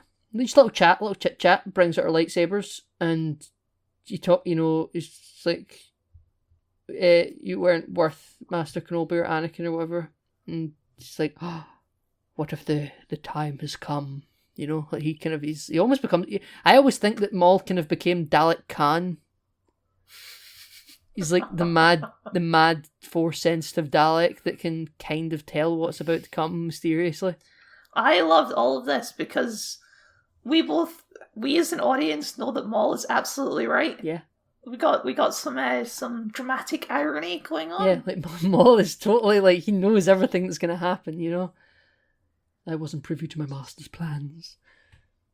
And, the reckoning, maybe, we could take this and then the clones show up. Or do they have a brief... did they have a brief fight first, then the clones show up? I don't know if they have a fight at this point. Yeah, they do have a brief fight. Do they? I can't remember this exactly. They have a brief fight, and then he runs away and the clones show up, and then they get out.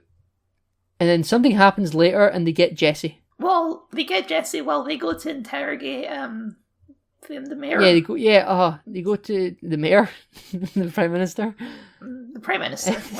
I'm the mayor of Mandalore. And the good alliteration though. So, the mayor of Mandalore is in the prison cell, and Gar Saxon is like been told to go eliminate him because information is a valuable commodity. And she's like, we was looking for one named Skywalker or something, or he says another one, but he won't say who. And then he gets shot, and he's like, Skywalker, and he dies. And when they're rushing out, the Mandalorian's going to pop up and steal some clones. And they steal Jesse. And they get down there, and she speaks to a clone named Sterling. And Jim Sterling. And the AAA games industry. Jesus Christ. And Jim Sterling, not fucking hell. That's his name now. It's you gotta stick with it. I'm not sticking with it. I don't know enough about Jim Sterling. I'm not a big avid consumer of that content. So Sterling's like, they took Jesse, the ARC trooper. And we're like, Jesse, oh my god. And then he uses Kylo Ren's brain trick force ability. He's like, you'll never get it out of me. It's like, you're so loyal. You don't even know why or whatever. And he makes him freak out and he breaks him and he gets the information out of him. Well, so they've got the shots of Ahsoka and Bo-Katan in the throne room just chatting while the war is going on in the background, and I just love the ambience of any shot in that throne room. No, there's some good shots. And they go outside and they're talking, and they come back into the throne room, and there's Maul.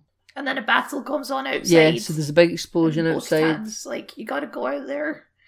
And then they have a very classic Star Wars scene of joining. Oh wait, hold on! I forgot to talk about the clip where the sewers are filled with Mandalorians, and Maul is speaking to the syndicates, telling them to go into hiding because the galaxy is about to have basically a revolution, like a coup. Yes. And the crime bosses need to start hiding, and you see. Well, as we know, he keeps that crime syndicate at least into Solo. So you see the head of the Pikes, you see the head big lizard man that looks like a Xindi reptilian from Star Trek Enterprise, and you see Dryden Voss from Star Wars Solo. I missed that one. So yeah, so there's the reptile one that we've seen from the Clone Wars. We see the head Pike, and then we see a weird human guy who's Crimson Dawn, and it's just supposed to be inferred that it's Dryden Voss. And obviously, it's just very quick, but it's just nice to know that they're really taking Solo seriously from a film who no one wanted. Literally, no one in the world wanted Solo, and it turned out quite well. I should probably watch it. Have you never seen Solo? Nope. Oh, jeez, oh. Solo's a damn fine film, Kel. I think you'll enjoy it quite a bit. Then we are taken to the throne room. Maul's there. There's an attack. Rex takes Jesse out, and he says, "I'm sorry. They were able to." They extract all the information from me. I'm very sorry. And Rex takes him away. Then Bo-Katan goes out to deal with the war at hand. And Maul and Ahsoka are left to chat again. Why do you want Skywalker? Yeah. He's like, I want to kill him because he's been groomed as the Emperor's apprentice. He's been groomed to be my master's new apprentice. Yeah. And Ahsoka's, no, it's not true. That's impossible. I mean, he doesn't say he wants to kill him at first. He says he just wants I want you to join me so that we can take down the Emperor or the Sith. The Sith Lord. She is tempted because she's like. She says yes. She said yes at first. She's like, yeah, I'll help you. And then he's like, I need to kill Skywalker because that was like her condition. I have a question, and he's like, you only need to ask. And she asks, and he's like, I want to kill Anakin. And she's like, oh bitch, no. Bitch, no, you ain't killing Anakin. And then they have uncontroversially the best fight scene in all of Clone Wars. Yeah, but we the audience are like, bitch, you should probably kill Anakin. It's true. It's more of that dramatic irony. And we have a great, and it's so good. They got Ray Park to do the mocap for Maul, and you can see it in the footwork. It's really well done. And they got another amazingly talented, I don't know her name, but they got another amazingly talented mocap martial arts expert to do the stuff for Ahsoka, so it wasn't like just Ray Park fighting against the CG model. It was two people actually fighting. And even in see when they stop fighting briefly, and Ahsoka's like, you better be happy that Anakin isn't here, you wouldn't have lasted along the way you're fighting. Even that looked like motion capture the way they were walking. It just looked real. The fight was great. The window explodes when they've got the lightsabers in action stance mode, and it all slows down. You see the fiery embers go between them. It was great. It looks terrific. Mm-hmm. And they have a big, just amazing fight scene, akin to some of the greatest bits in all of Star Wars. And I don't care that it was big and dramatic. You get some people who are saying lightsaber fight should be all about the emotions. But you know what? They can be both. They can also look awesome. Yeah, they can be both. And there's one bit in this fight I don't like. One little bit. When he goes to run at Ahsoka, and she then kicks him out the window, and he still has his lightsaber ignited, and it just creates two little lightsaber lines through the wall. It's like a Looney Tunes It's like cartoon. a Looney Tunes cartoon. It's like you just see like a hole in a window, the shape of the thing that smashed it. That's the one part I don't like. It's seeing seeing a very silly Looney Tunes, almost Looney Tunes-esque cutout of him falling through the window. I just don't like it. I think it ruins everything about it. It doesn't ruin the scene. The scene's still great. It's just that little second or two that I get completely removed from the episode. I'm fully engulfed in everything this episode has to show and to tell, apart from that one little couple of seconds where I'm like, oh, that's just stupid. But apart from that, I'm totally in it. And she follows him out, and the fight is raging on. The Republic and the Mandalorians are winning the fight against the Mandalorians. And she's looking around, And she just luckily happens to see him climb up a building seconds before he would disappear out of sight. Can you imagine? You know, weirdly, do you remember like season 1 when Ahsoka loses her lightsaber and she's chasing that jangle jumper? Yeah, the Corellian jangle jumper through. Yeah, she's got experience with this. It's fine. He does have experience with this, but could you imagine if she? I don't find it unfeasible that she could do all the acrobatics required. Just imagine if she was 1 second too slow and he disappeared. It's the will of the Force. And she chases him up there, and he's doing a brilliant. He looked like an acrobat. He was like with one foot in front of the other, walking along. Like he almost looked like he had a little spring in his step. He looked really happy for some reason. Just la di da di da, I'm fine. And he gets a message from Saxon. It's like, "My lord, we need you down here. We're losing. We need you on the battlefield." And he's like, "I think not. Like, we're losing." He's like, "Die well, Mandalorian." You know, he stabbed him on the back.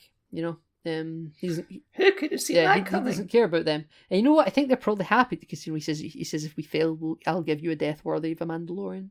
He didn't even die. Though. So, didn't even die. I thought they would be like Klingons and commit suicide if they get captured. Apparently not. No, they just go to live on like an asteroid field. Yeah.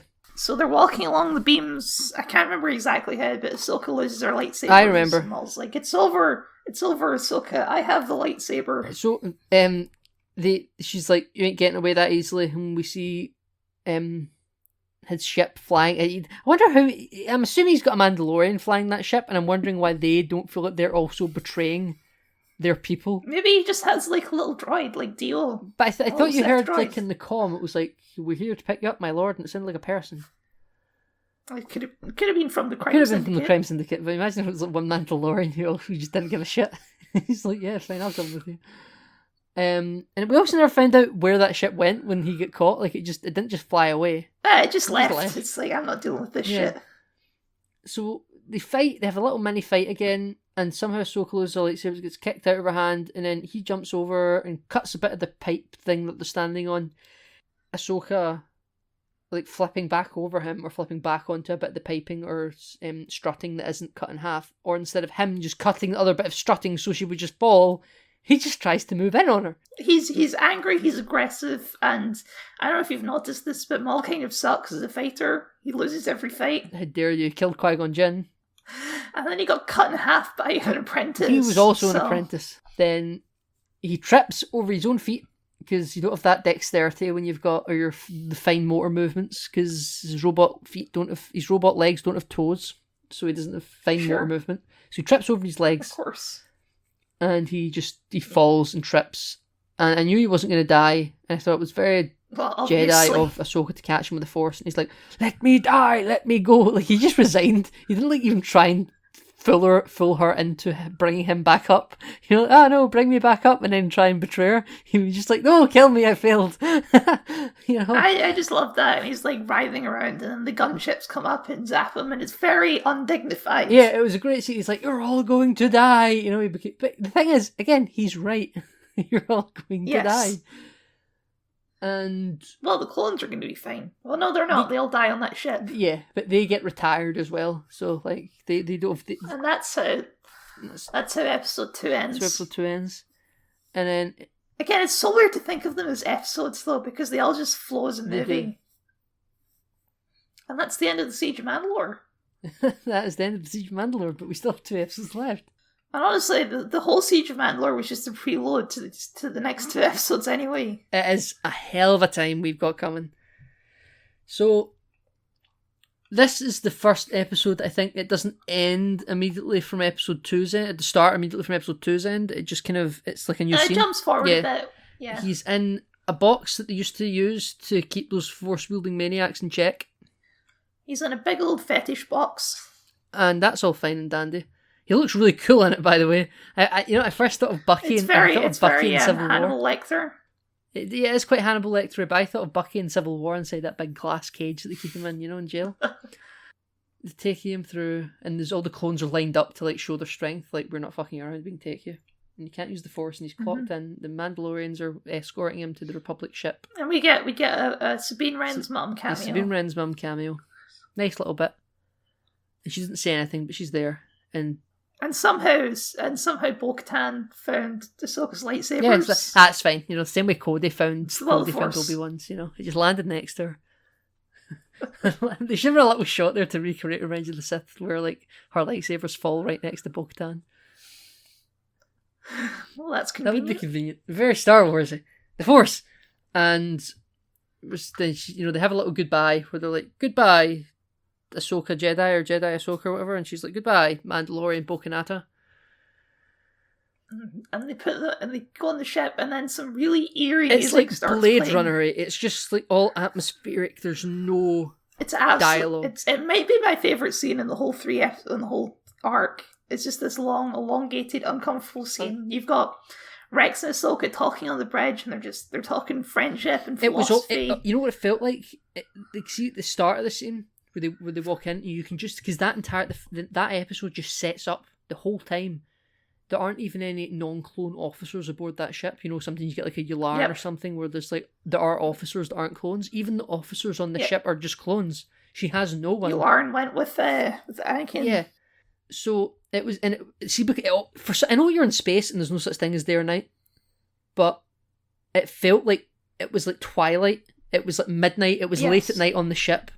It was dark. It was the calm before the storm. It was really quiet. It's just it's the peak of the dramatic irony. Yeah. Whereas as an audience member, you know exactly what's about to happen, and the build up is so slow. It's so slow, and it's like you're on an ancient sailing boat at night. There's nothing happening, but the Flying Dutchman's about to pop up next to you. Just a quiet friendship, but them being good Talk friends. about how the clones have conflict of interest of the war. They think the war shouldn't be happening, but if it didn't happen, we wouldn't exist. And she's like, well, at least we got one good thing out of this war, And for as long as she can remember, she's been a fighter, but she was supposed to be a peacekeeper because the war started when she stopped being a youngling. She just jumped right into the war. She can never remember a time being a Jedi where there wasn't a war. Mm-hmm. And then Rex is like, hang on, we've got a call coming in from she was like, we got a new briefing report coming in. We've completely forgotten episode 2, by the way. We talk about how Anakin's killed Count Dooku.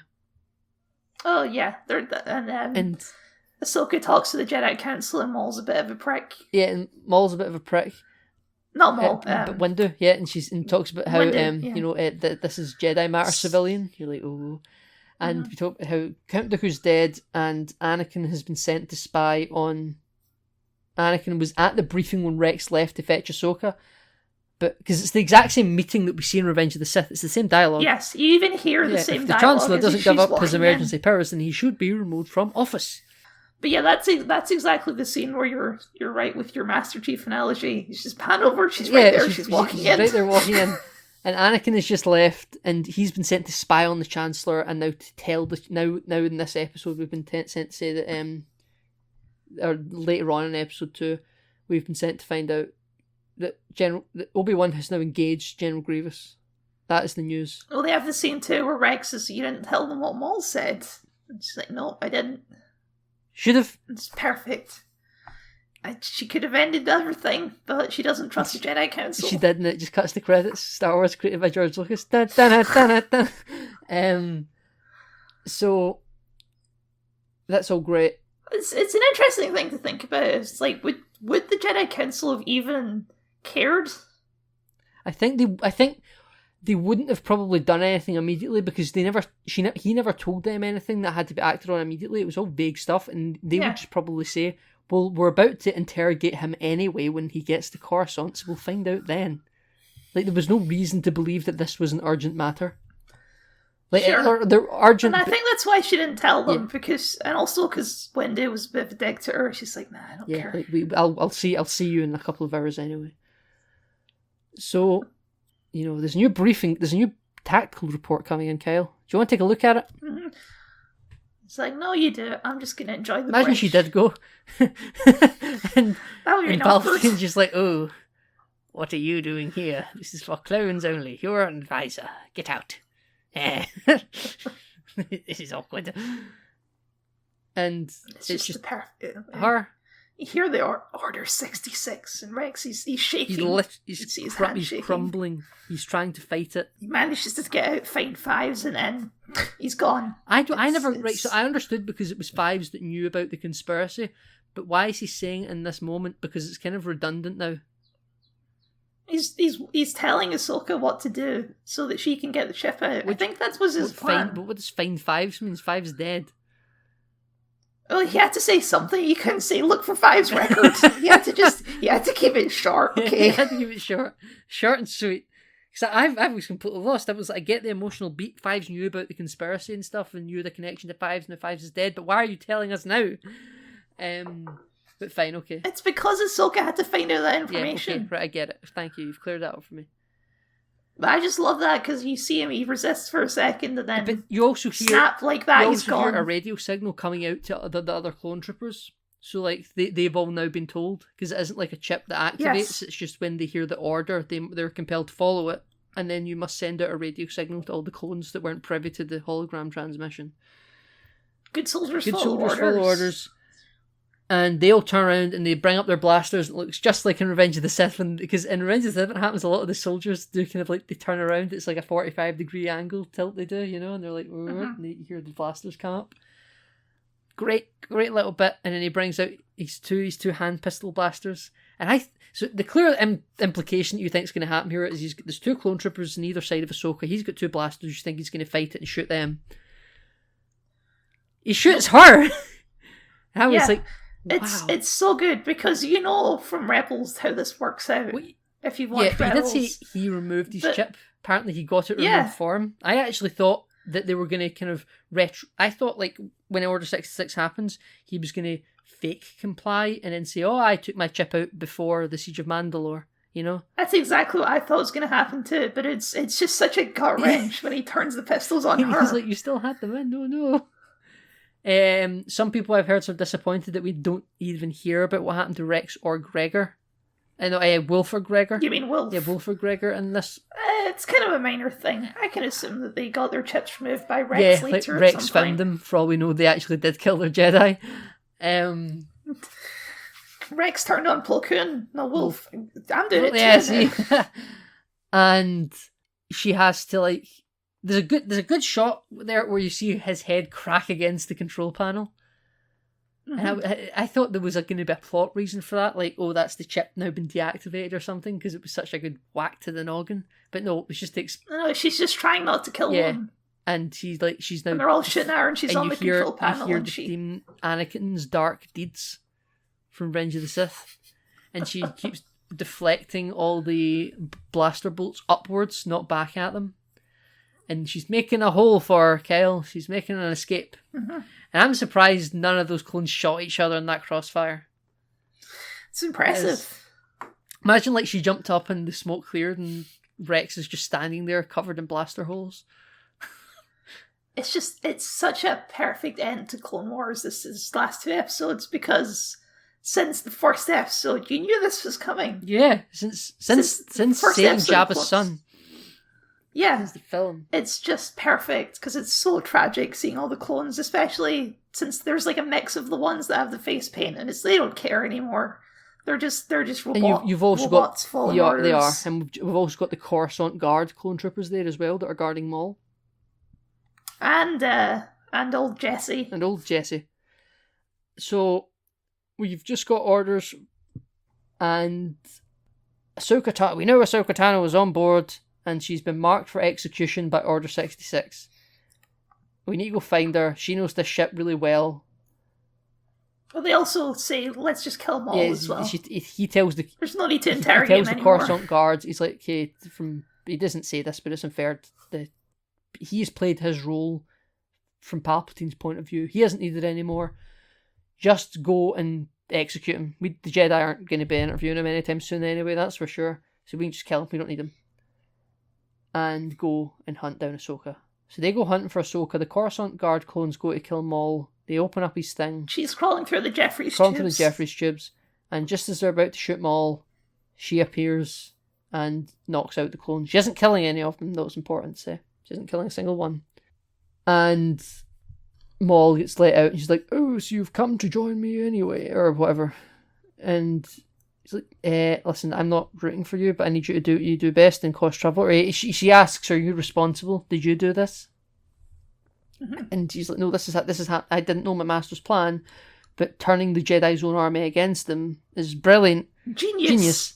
And I think that's when it finally clicks for Ahsoka that this is probably happening everywhere. I know Rex says it later, but I think she's already got a hint that this is probably happening in multiple places at once.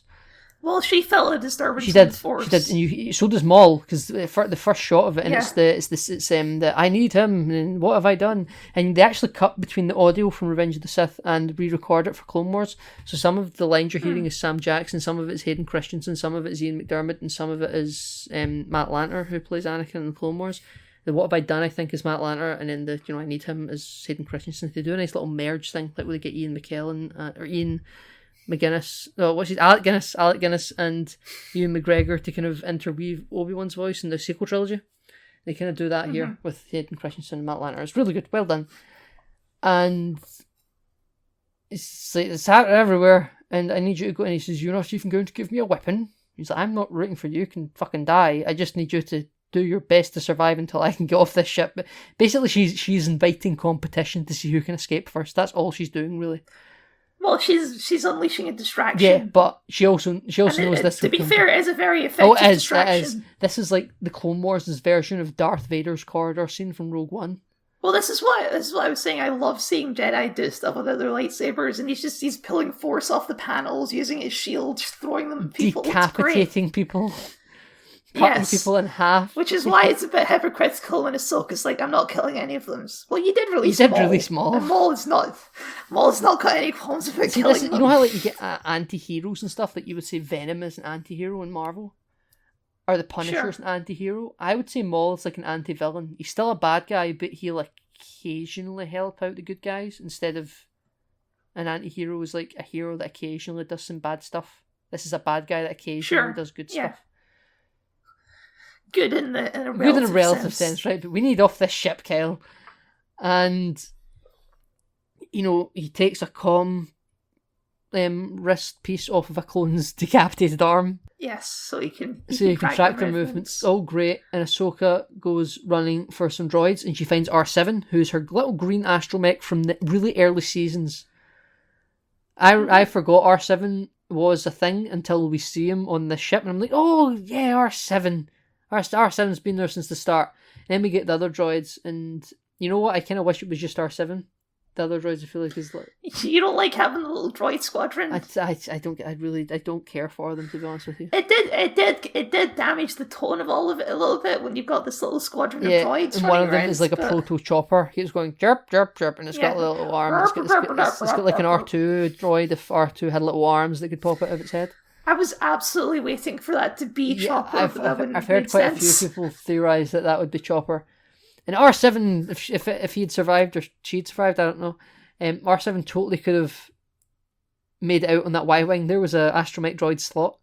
Would have been fun if R7 had become like a thing, and like it was like the R2D2 of Ahsoka. R7 was just always there. She gets the droids and she finds the files on 5s. Finds the files on 5. Nice little callback. And we're like, oh my, there's like a testimony by Rex saying no one's going to read this or listen to this, but there's a serious thing going on right now. Why did he not tell Anakin? Because busy. Because paperwork. I'm surprised that the Kaminoans didn't try to delete this testimony, by the way, but it was like top secret or whatever. Yeah, whatever. So it was locked behind a command code. Palpatine could have got behind it if he tried. And she's like, "Oh, this is bad, and this isn't their fault. Let's go try and kidnap Rex to see what's happening." And the droids burp, burp, derp, derp, derp, and they cut Rex off, and Rex is suddenly all alone. And then there's a hologram that plays like "Look and Return of the Jedi," and then he's going to shoot the droid and be like, "Where is she?" And she's like, "I'm right here." Nice little reveal. Camera turns around, and she's standing right within his silhouette. And then he gets tasered and knocks out, and the droids carry him into the med bay. I think it is why there had to be a bunch of droids there, just because Ahsoka couldn't feasibly do all this on her own. I think one droid would have been enough. Maybe 2. I'll give her 2. You got to have one to operate the machine and one to keep the door shut. Okay, fine. 2. We open up Rex on the computer and we can't find the chip. Where's the chip, Kyle? I don't know. Was the scanner programmed not to see it? It was cloaked, I think. And so she uses mind meld to find I'm it. one with the Force, and the Force is with me. I'm that. Apparently, this scene really gets people excited because people seem to love hearing that in Rogue One. I think it's really overplayed, to be honest with you. But it's fine. You know, I won't critique it. I just think that it's not the big wow moment everyone thinks it is. But it's fine. It perfectly makes sense within the Star Wars realm that she could focus her Force ability to have, I don't know, Rex's brain decloak it or something. I don't know. Well, she was just locating it with the Force. She was locating it with the Force because then it showed up on the radar scanner for his brain, his CAT scan. Yes. We find that the clones are outside trying to break in. They can't really keep it shut for much longer, the door. They're going to come in, and it's going to take a while for her to get the operation complete by the medical droid. And the clones are coming in. It's very intense. And just as they're about to come in, and she can't... She keeps deflecting. She keeps deflecting all the bolts. She's deflecting all the bolts, but then she gets hit in the shoulder because there's too many coming in. She can't deflect them all, and then Rex wakes up and just shoots his brothers. And he actually kills them. He wasn't on stun yet. Yeah, he wasn't. But he's back. Rex is back. Rex is back. Nothing ever happened to Rex. That's the end of episode 3. She's like, Ahsoka, this is happening to every single clone in the Grand Army of the Republic. It's everyone. It's all of us, Ahsoka. Then we cut to credits. And then the last episode of the Clone Wars. We got to escape the ship. We break out of the med bay, and Maul has broken into engineering, and it's a great fucking scene. He just forced. Because when I've played Battlefront 2 a lot recently, and see going through Republic cruisers as Maul with your dual-bladed lightsabers, and you're going along those gantries, and you're just slicing up clones when you throw your lightsaber, it feels a lot like this scene now, because the reactor rooms look identical. I just love that he clears the little control room just to give himself some working space. You know? In some room, he says, "Stand back, everyone!" And he uses the Force and he pulls the reactors down, crashes them in. Clone troopers are coming out of another door and they just get crushed. And I love shots of ships exiting hyperspace. Rogue One did it really well. But seeing a Republic cruiser drop out, because the art style is so good, any shots not of people, like, might as well just be CGI for a live action film.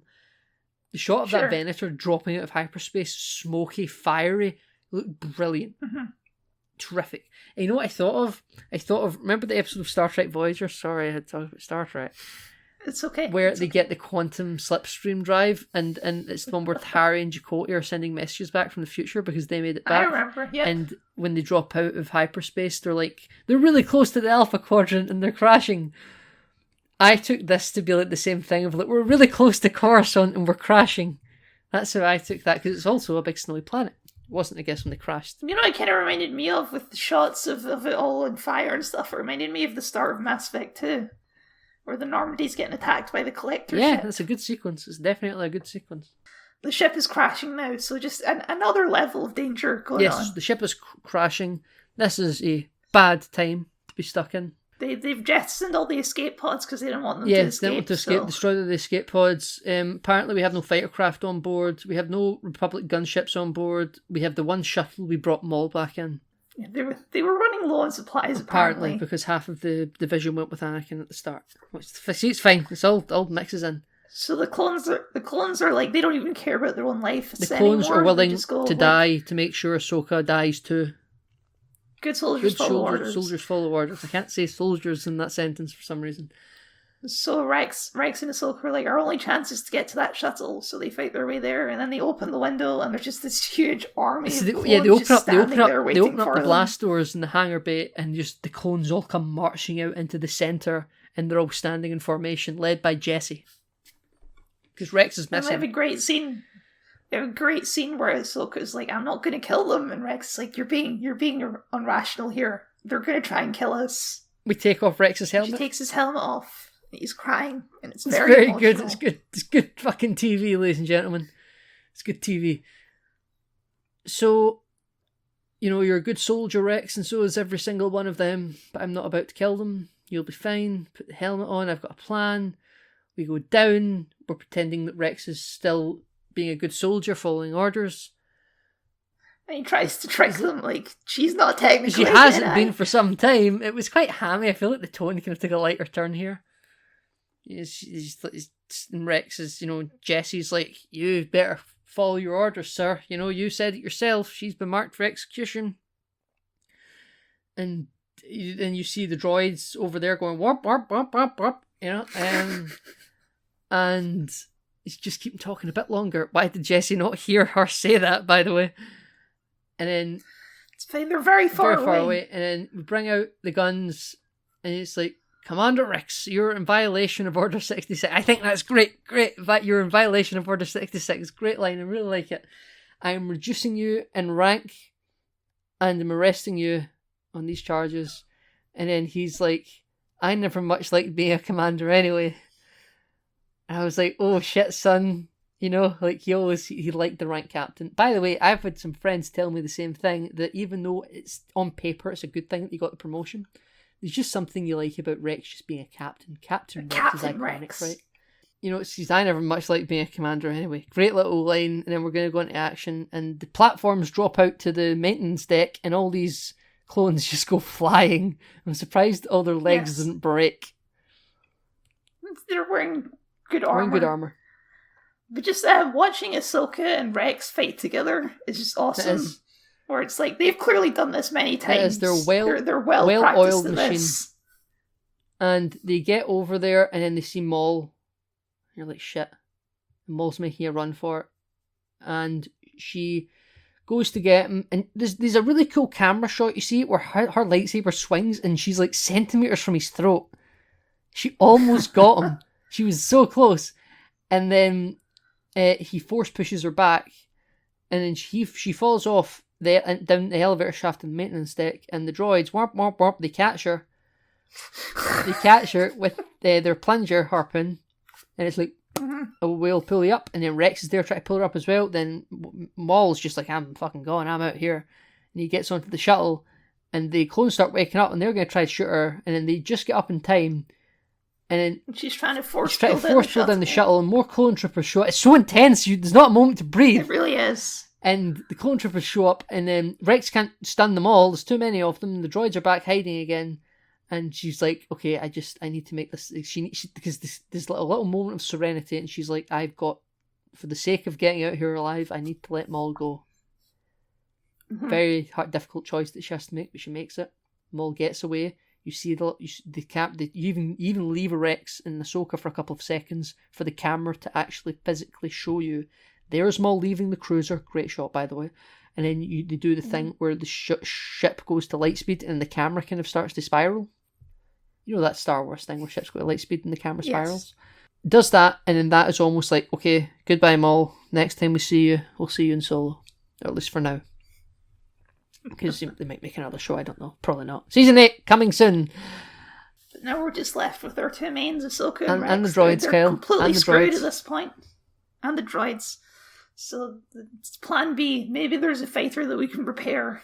Let's go down to the maintenance deck where we pushed all the other clones down to.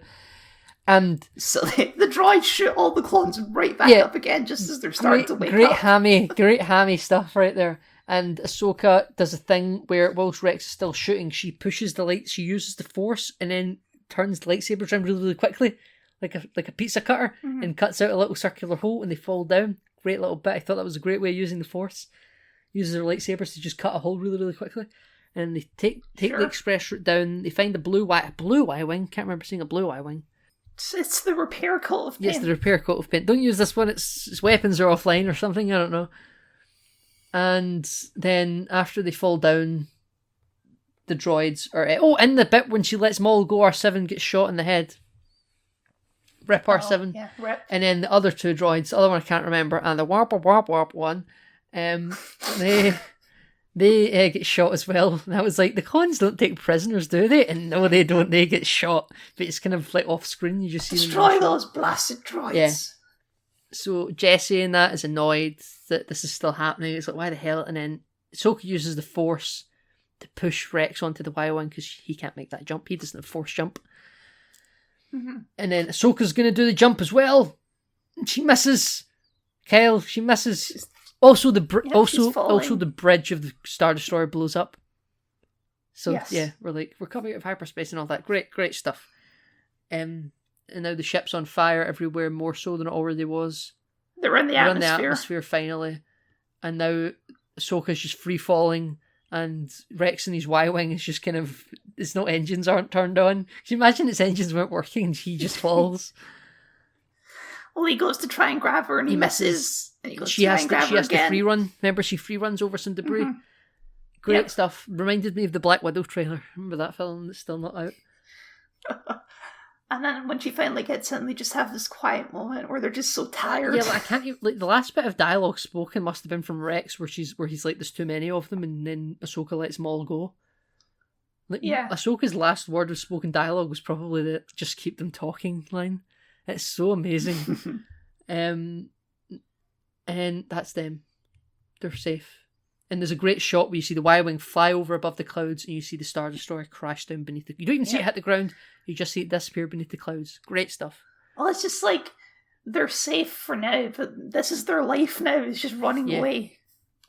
It's just they're just resigned to that fact. So then, again, it goes like the bit where Ahsoka and Rex are talking and Maul's still in custody in the big cube before Order 66. It's the weird atmospheric Blade Runner music.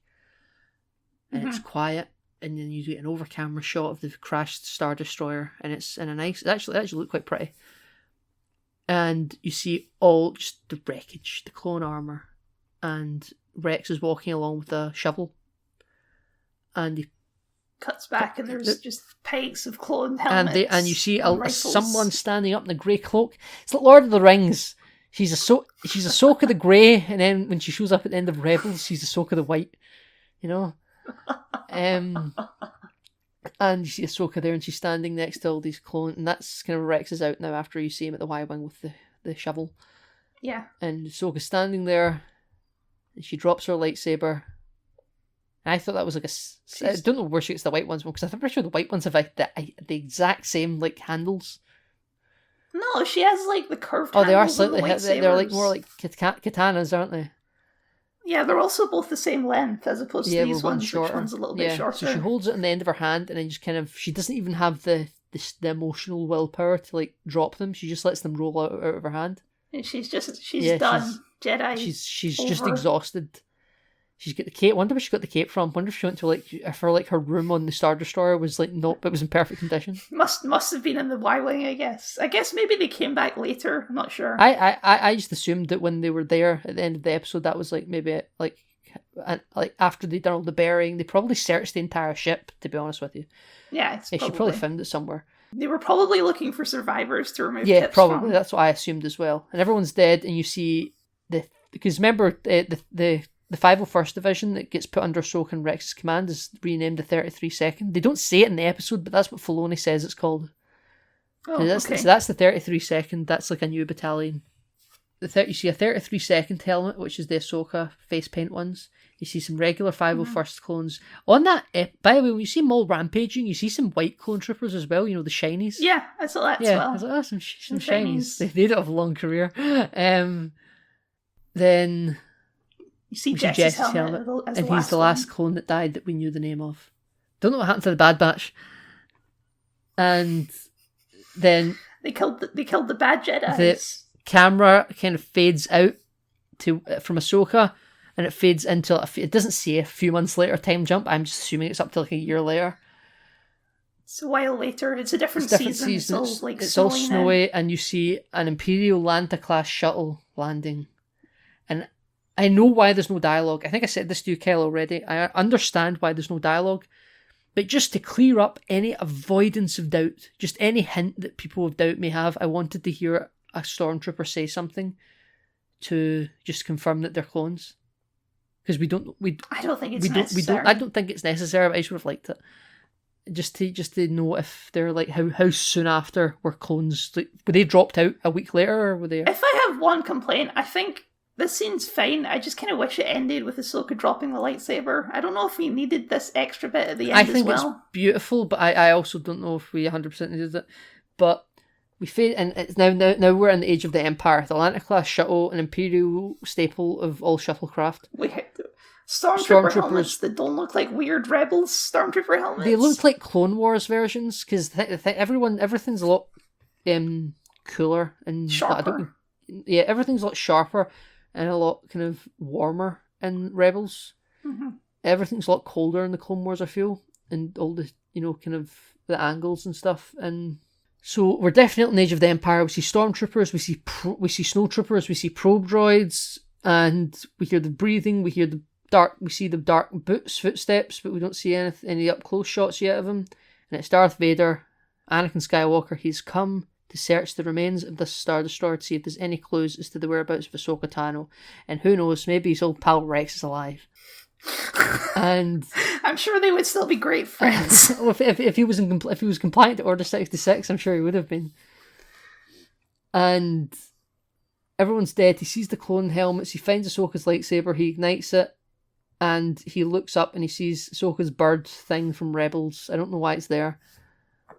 And it's like her force bird. Yeah, you can kind of see through the red slits in Darth Vader's eyes at that moment, because it's like the A New Hope armor that he's got. He's Revenge of the Sith armor, where it's not fully blacked out eyes yet, that I think they're bringing in later films. But in A New Hope, it's like red kind of eyes he's got. And he looks really angry, and I've interpreted that as like, in this moment, he's absolutely enraged. He knows he's been tricked by Palpatine. Everyone's dead, and it's his fault. Well, at this point, he assumes Ahsoka's dead as well, because he doesn't know she's alive until Rebels. So he thinks Ahsoka's dead. He thinks Obi-Wan's... He knows Obi-Wan's alive out there somewhere. But Padme's dead. He probably thinks his kids are dead. The Jedi are dead. Rex is dead. Ahsoka's dead. He thinks everyone's dead. He blames himself. He knows... At this point, he knows he's been tricked by Palpatine. Everything's for... He's just resigned to it. It's too late for me, son. He's completely... But he hates himself, but he can't do anything about it. And I think there's still a lot of Anakin in there at that point. He takes the lightsaber with him, and it's a beautiful shot of like Darth Vader holding a blue lightsaber. I just love it. Mm-hmm. The whole thing, it looked beautiful, it sounded beautiful with the kind of atmospheric music playing. And he walks away, and you see the reflection of Darth Vader walking away in the visor of a clone trooper helmet. Yes. It's a Ahsoka clone trooper helmet. 33-second clone trooper helmet. And it's exactly like Halo Reach. Yeah, I suppose it is, yeah. There's so much like in there. So like without any words, it says so much of like the Clone Wars era of Star Wars, watching the Empire continue on.